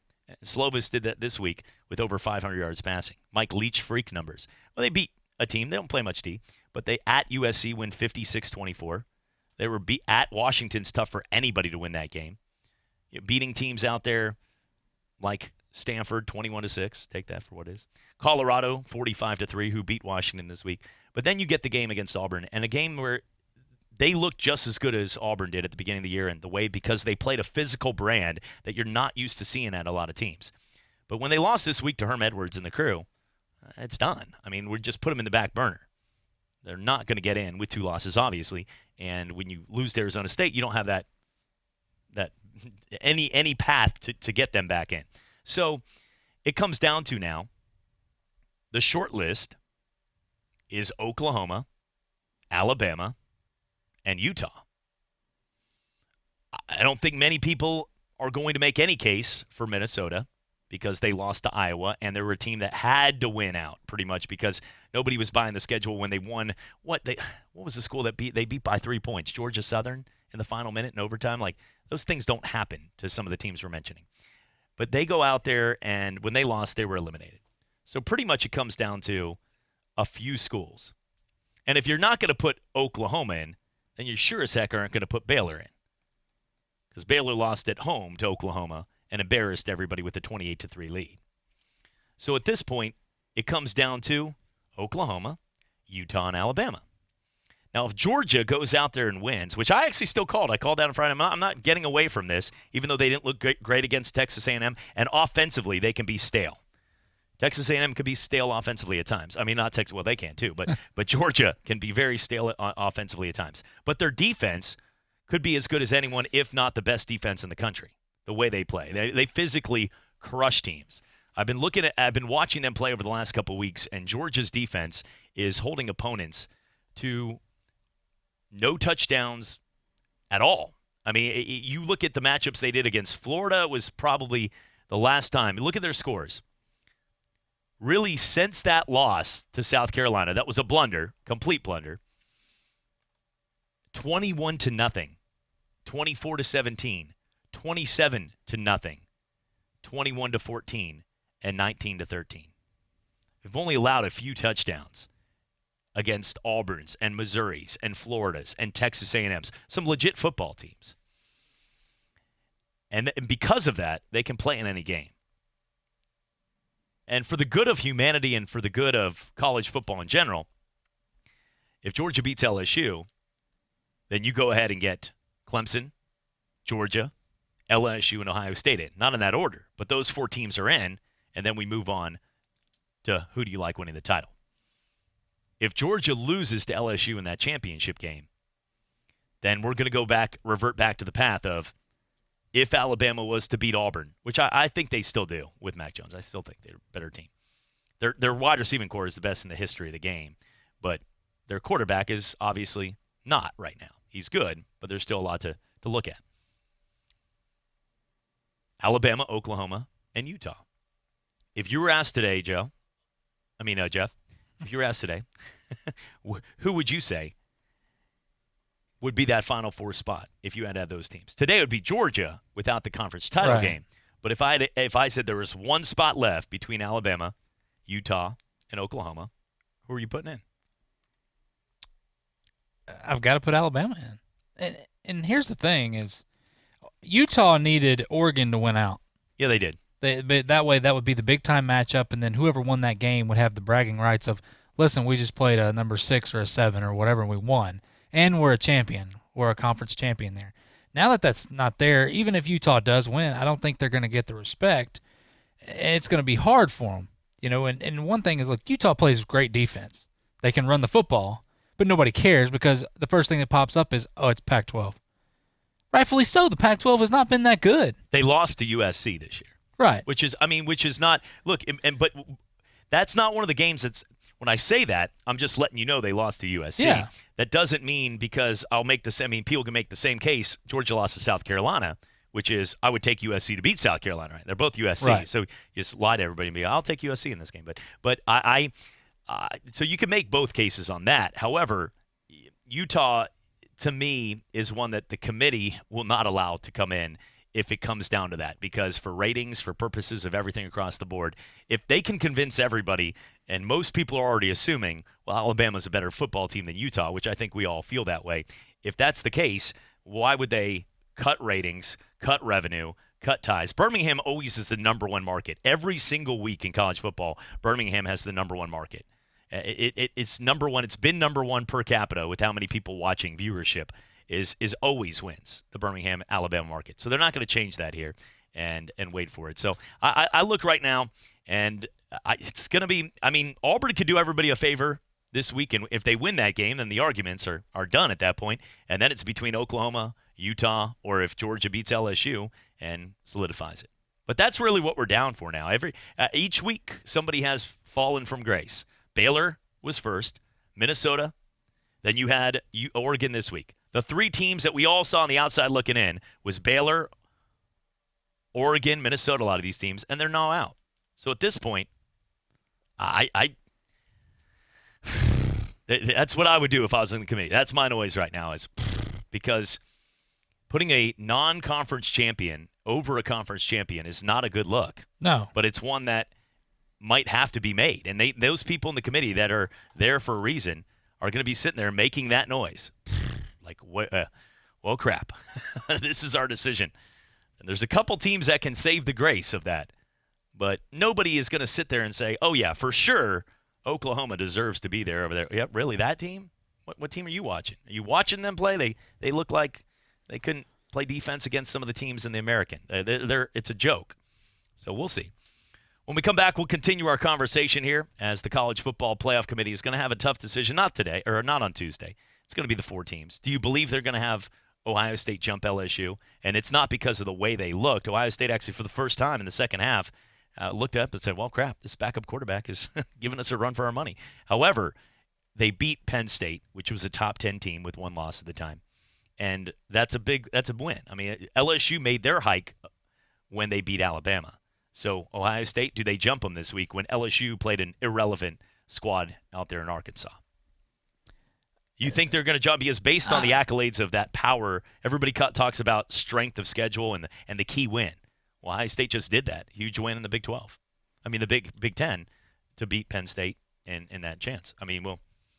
Well, I think that they may jump them, and then here's the other thing is they may stay jump because they'll also, if they go on and win the Big 10, they may just keep them there because it'd be close. Because you look at, LSU would play at Georgia or whatever. I think for TV purposes and ratings purposes, depending on how who the four team is, they may jump them and leave them there. Ohio State, LSU, Clemson, and Georgia this week. I'd like to see that for a couple reasons right now because it wouldn't give us a SEC matchup if it happened that way at the beginning. They're going to play in the conference title game anyway, so it's not going to mean that much. And we'll see. A&M Texas, last time Texas A&M and LSU played, they got about 4 games money's worth. So the 7 overtimes. They play this weekend, and Thanksgiving's brought some pretty crazy, still tired from pretty that game. Craziness. Yeah, exactly. I feel like I'm still watching it. When we come back, we'll get to more. It is Roll Tide Radio breaking down their game against Western Carolina and talk some more on the college football. Yay! Playoff committee. It's got 3 speeds. Right here, it's Roll Tide Radio on ESPN Pensacola, brought to you by Gordon Auto Wholesale. For small businesses, payroll is complex and time-consuming, and mistakes can mean tax trouble. Sure Payroll makes it easy to pay employees and file federal, state, and local taxes, and accuracy is guaranteed with full service plans, all done online in minutes, and with award-winning support, even on weekends and evenings. So spend more time for your small business and less time on payroll and taxes. To learn more and get a free 1-month trial, visit surepayroll.com now or call 844-SURE-PAYROLL.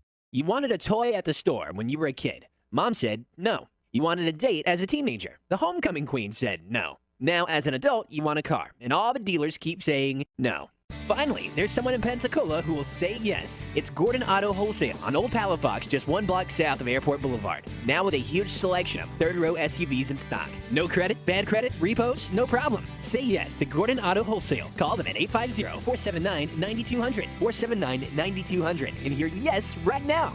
No. This can't be it.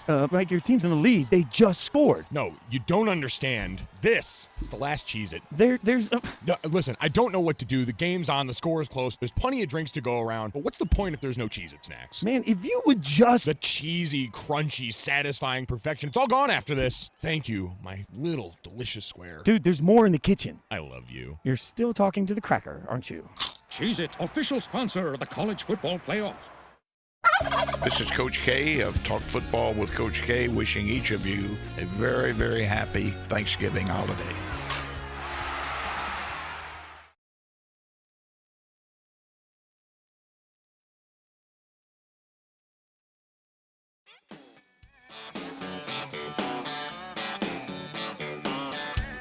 This is for all you sophisticated ladies out there.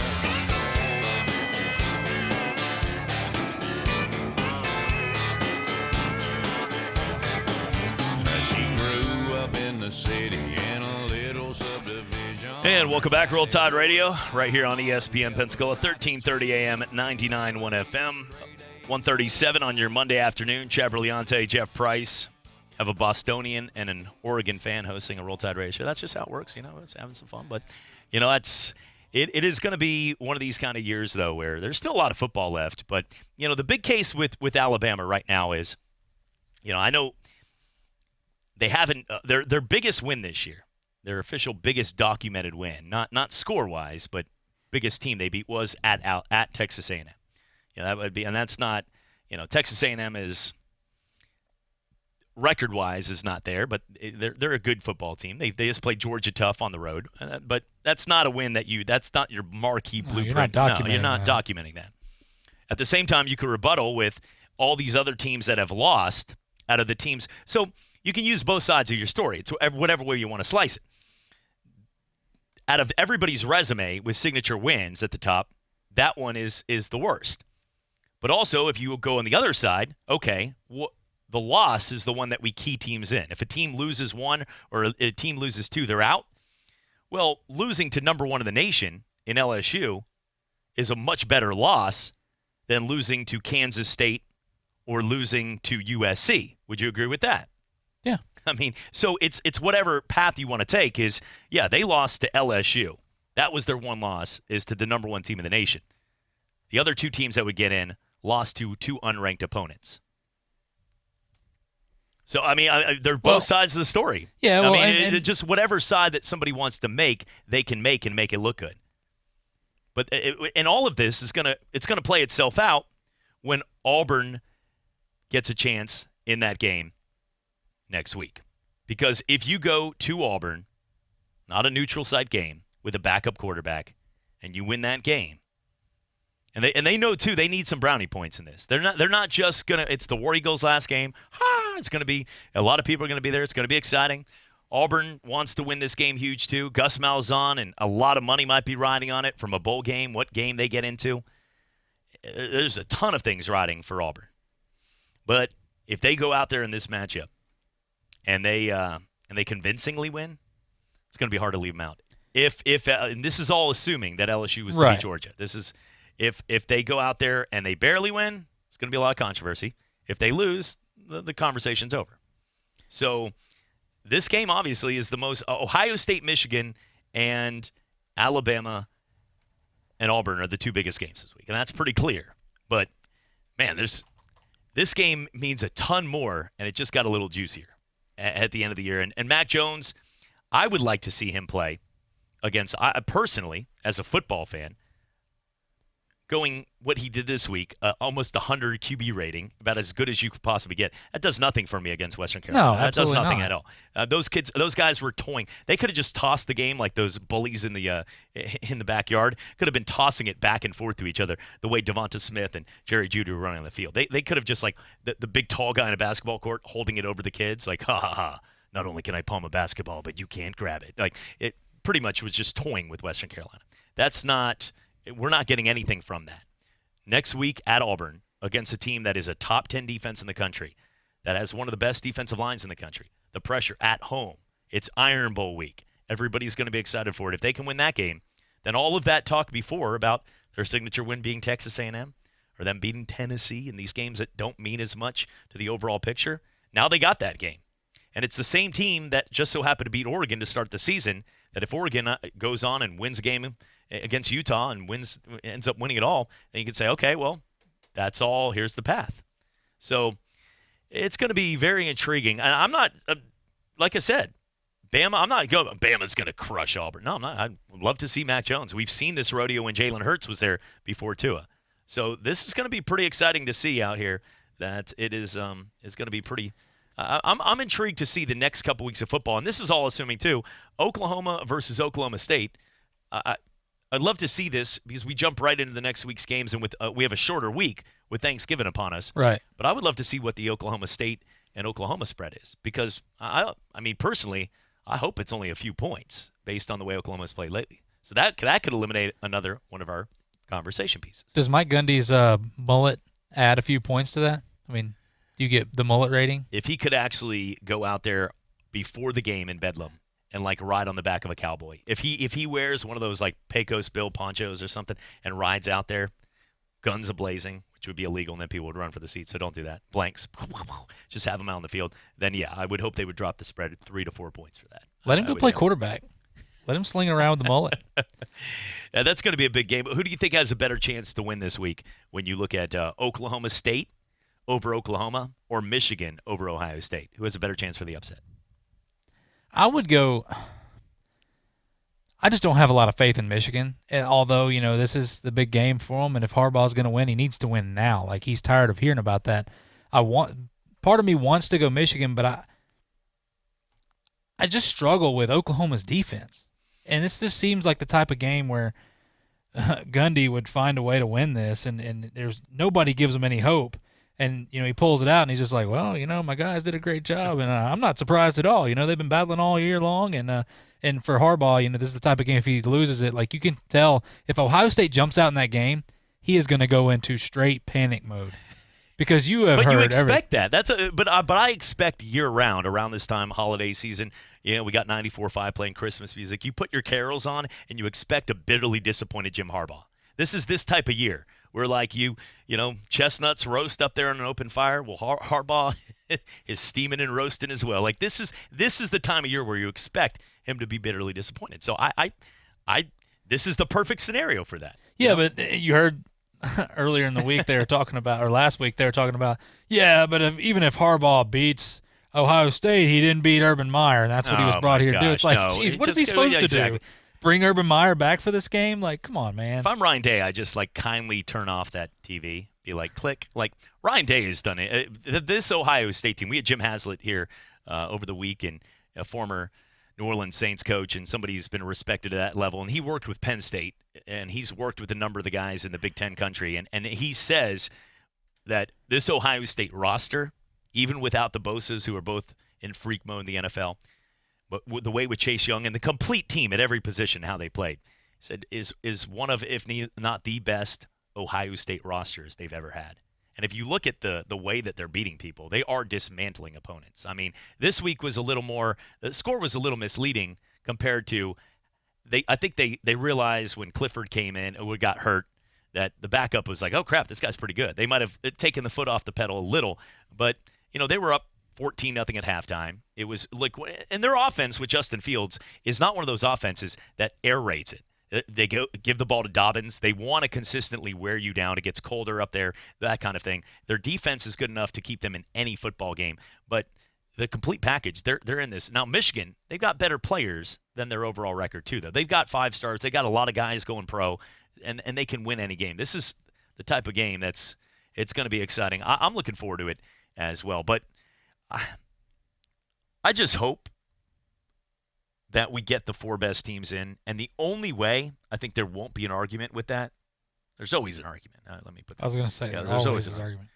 But the only way that I think that most people would all come together and hold hands would be if Georgia beats LSU and you have Ohio State, Clemson, LSU, and Georgia in.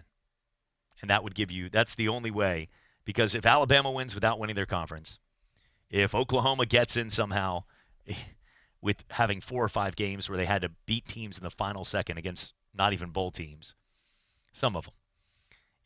If Utah gets in when they've been under the radar most of the season because Oregon has been the hyped Pac-12 side, it'd be frustrating to a lot of people sitting back and watching as football fans and saying, we need 8 teams. I mean, this has proven the point here. The only way that will change is that Georgia-LSU matchup down the road. Alabama-Auburn, the whole country is going to be watching this to see. Because with Tua, we knew where they were. With Tua, it was a good football team, a really good football team, the top-ranked football team for most of the country, with their only loss against the number 1 team in LSU at that time. But now with him out of the picture, it's very easy to say, well, Mac Jones, you didn't win your conference.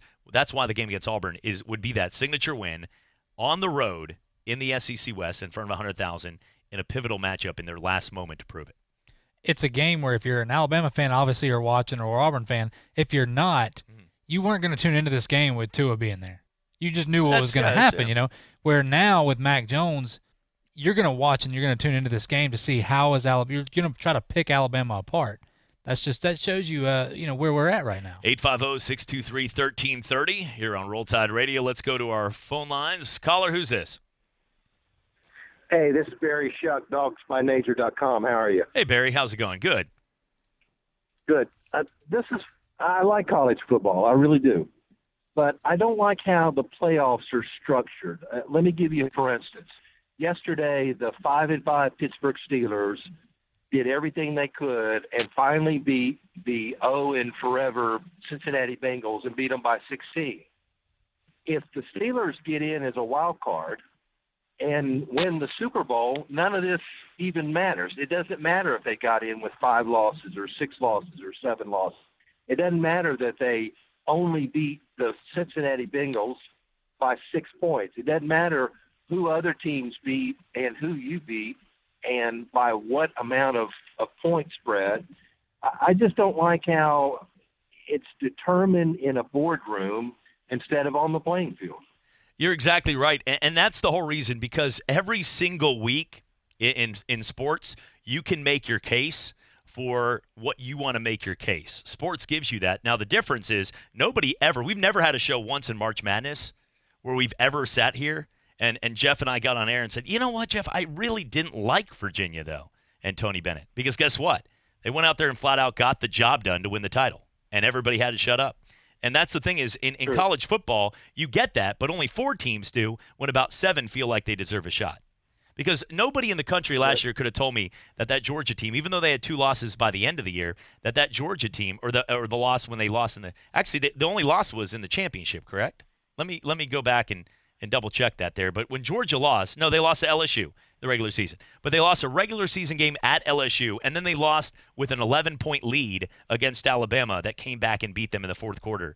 That nobody can say that team didn't deserve a shot to prove themselves, really? Like that team was good, could beat anyone in the country. They proved that in every big stage. But the difference was they weren't going to get another chance. And, this year I sort of make a joke of it. But if you're Georgia at the end of the regular season, you win the games against Georgia Tech, and this week we're expected, and you go 11-1 in the regular season. Barry, I would, if you wanted to make the college football playoff, because Georgia keeps on being this team that gets put in this position. This is 3 straight years. Mm-hmm. If I'm a guy like Kirby Smart, I might get on the phone and say, you know what, we really appreciate the SEC title game. Thank you guys for inviting us, but we're going to go ahead and spend a little Thanksgiving time with our families, and then next week we're going to just pass. We're going to go ahead and pass, so we go 11-1, and then we're voted in and not have to lose a championship to LSU because everybody else in the country doesn't get to face LSU to be eliminated before we get a shot. How funny would that be? And it would be illegal and and probably get reprimanded and millions in fines. But if Georgia, it's sad that right now Georgia will be punished for going to a championship. Because if Georgia doesn't go to the conference title game, then they're pretty much in. But by they've been 4 for the last 3 weeks. But by going to a conference title game and being an underdog to LSU, now they're punished and they won't get a college football playoff spot. Well, let me ask you this: if they expanded to 6 teams, would that take care of the situation, or would that just make a new argument that there needs to be 8 teams? No, look, the 6 teams I think would work. But here's the deal: having a team having a bye. That's a huge one of the biggest things, no matter what anybody says, is, the grueling schedule, the gauntlet of football. And I don't care who it is, but let's say this year that you put LSU and you put Ohio State with the 1 and 2, and you had Clemson playing against Utah, and you had Georgia, Alabama, where we're just where it's sitting right now.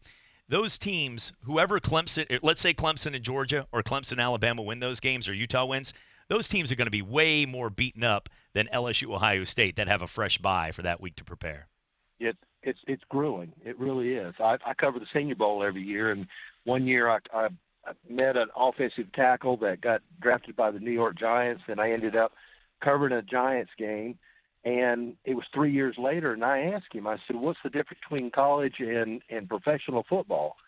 And he said, well, in college football, there was only 3 games that I had to worry about the guy in front of me. Whereas in the NFL, even the backup is good. He said, but the main reason is in college, I played 11, 12 games every season. And in the NFL, you play 4 preseason games. Then you play 16 games. And if you're lucky enough, you go to the playoffs and you play 2 or 3 games. He said, by about the 14, 15 game, I was done. Yeah. And you know what? And you're exactly right with that, too. It's a different breed. And to the point of, well, it works in the NFL with the bye week. No, those teams deserve that spot in the bye week because they have a better record. If you put a team like there's only 2 spots for a bye in a 16 playoff. So LSU, Ohio State, and Clemson are the 3 unbeaten teams right now. Who are you leaving out? Because one of those teams could say, Clemson would be the one left out. And you're saying, wait a second, we're undefeated. We won all of our games, and we're the defending national champions, but we don't get one of those buys? Like, what's adding up here? So no matter what, I think that's the difference. Is it would still lead to the same arguments that this initial call made sense about, is we're always going to have people argue until they get a system that we don't have to argue anymore. Well, why don't they just have a system where 4 conference championship teams just automatically go to the Final Four? I agree with that. We've talked about the system, Power 5 conferences. You get 5 conference champions regardless. If you want to make the case that Washington had 3 losses last year, whatever, that happens. Seattle made the playoffs in the NFL at 7-9 because of their division. Nobody is picketing in front of them. So at this point, they win the 5 conference champions and 3 at large. And then you get 8 teams and everybody's happy. And this year, we end the Oklahoma, we end the Utah, we end the Alabama conversations because all those teams right now would be getting in. Because teams will have bad games. You look at the Oakland Raiders yesterday. They were 1 game out of the division behind the Kansas City Chiefs, and they were the 2nd seed in the number 2 wild card spot. They got beat by the Jets. Oh, we called that live. They're floundering. Yeah, we called that upset. Now they're floundering. Yeah, they're floundering, and they may not even make the playoffs now. So, teams have bad games, but it just seems more sense for college football to just have it etched in stone that if this happens, you'll go to the playoff. If this doesn't happen, then you won't go to the playoff. Exactly right. Having a conference championship team that doesn't get in can really hurt. Hey Barry, I appreciate. We got to take a break. I realize. Thank you too. I appreciate it, Barry. Giving us a call. Just realize it's 1:55 for the 1:45 break. Coming back, it's Roll Tide Radio. Gordon Auto Wholesale says yes. No credit, bad credit, bankruptcies, no problem. Over 250 vehicles in stock. Third row SUVs and trucks. Everyone's approved. Gordon Auto Wholesale is the bank and can help you get into a nice, clean vehicle. Carfax checked. Need a new car? Gordon Auto says yes. Can't buy one from the other dealers? Come see Gordon Auto Wholesale on Palafox, just 2 blocks south of Airport. Or call 479-9200. That's 479-9200.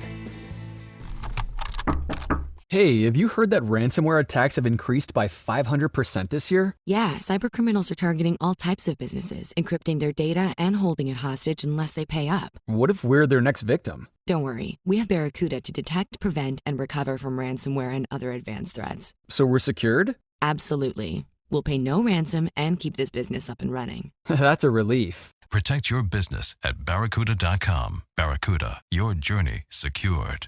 What's up, Chad, here from the Sports Drive. Happy Thanksgiving weekend. One that I know the Pilgrims and Indians wanted to base all around football. Oh my goodness. All right, Joe Buck, just a joke. Joe, how'd you feel when Texas A&M's rivalry was gone during the day? Gosh. Oh, man. When Cowboy fans tell Lions fans it's their day to celebrate. Oh, gosh.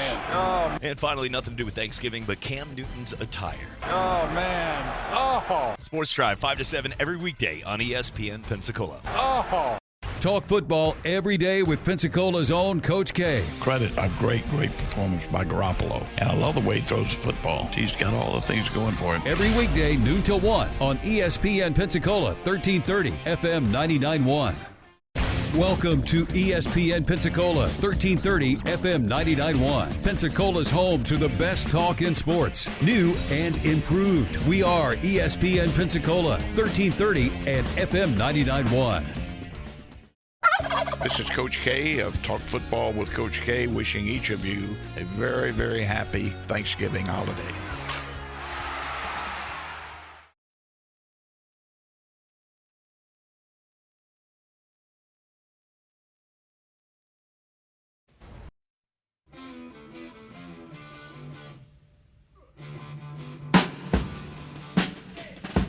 And welcome back to Roll Tide Radio right here on ESPN Pensacola, 1330 AM, 99.1 FM. Chad Brillante alongside Jeff Price. Thanks for tuning in. Brought to you by Gordon Auto Wholesale as Alabama able to get out there, get a nice victory at home in dominant fashion over Western Carolina. I don't think these games are going to be lasting that much longer, but here's the thing is, the NCAA, the last thing they like is having to give something off the board where other teams get to pay the other teams, don't come out of their pocket, and people continue to go about their business and sort of sweep it under the rug. That it's just, if everybody in the media is like, yeah, it's just another crappy football game that we don't want to watch, they're like, oh, that's great. Just like, hey, let me go back to bed. Let me hit the snooze button again. Like, you get one of those telemarketers at like 2 a.m. You're like, I can't believe this guy calls. And when they say, please don't hang up the, you're like, I don't have time for this, even at 1 o'clock in the afternoon. This is one of those kind of games. Western Carolina is not the type of game nobody, even Alabama fans, don't want to see. However, it's the type of game that Western Carolina makes a ton of money off of it. They get paid probably, 1.2? Do you know the official on that? Price is Right? No, I don't know. I don't. Over $1 million, probably. I bet it's a cool mill, at least. So you get over $1 million for this game, which helps save a lot of their program for the year in budget, because they're not working with $20, $30 million.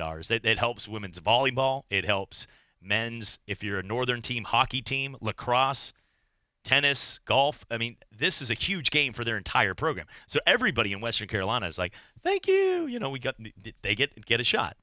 So the system's okay. It's a great system for, an American culture that gives not the Power 5 conference teams a little more money to work with, and everybody wins, and Alabama gets a W. But for football standards, for us, and that's what this show's about, us talking football, it's, not that good. 66-3 win this week. It was a very tough fourth quarter, though, Joe. Jeff, that's when it was right there, 7-3 in the fourth. That was the turning point. Yeah, I think that quarter really hurt them there. That's where it is. No, nobody on the committee tomorrow will talk about this game. They weren't even watching the fourth quarter. They do not. Nobody. If someone's like, I extensively watched this football game, more than likely, I hope they would play a commercial with Bridget over their head if they're saying they extensively. Exactly. That's what happens. That's what happens right there. Roll Tide Radio coming up. Paul Feinbaum. We'll talk some more on all the big stories and more arguments of who gets in the next couple weeks. Have a happy Thanksgiving from everybody from Gordon Auto Wholesale, proud sponsors of Roll Tide Radio.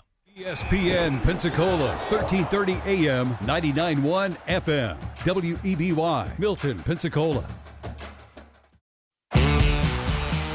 All them dogs are counting down, about to put the anchor down. Hotty toddy, who's it gonna be? Cowbells and swamp, the Aggies wrong. There's nothing like the SEC. The weekend's full of surprise. Hit 'em with the flex. From Williams Place to Death Valley. On the Feinbaum Show, Paul's on a roll. If he don't get the best of me, call Paul. Alabama. It's your show. Go ahead. You got a damn burn crappy attitude.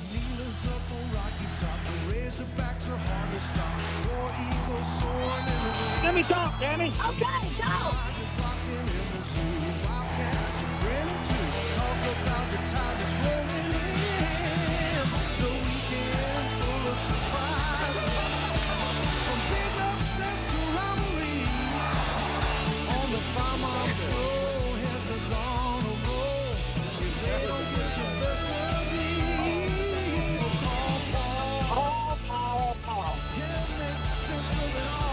I really don't know where to go after that. Don't take those calls. I could give you my address and phone number if you're ever in this neck of the woods. In my life, I've never had a phone call like that. The Paul Feinbaum Show is presented by Regions Bank.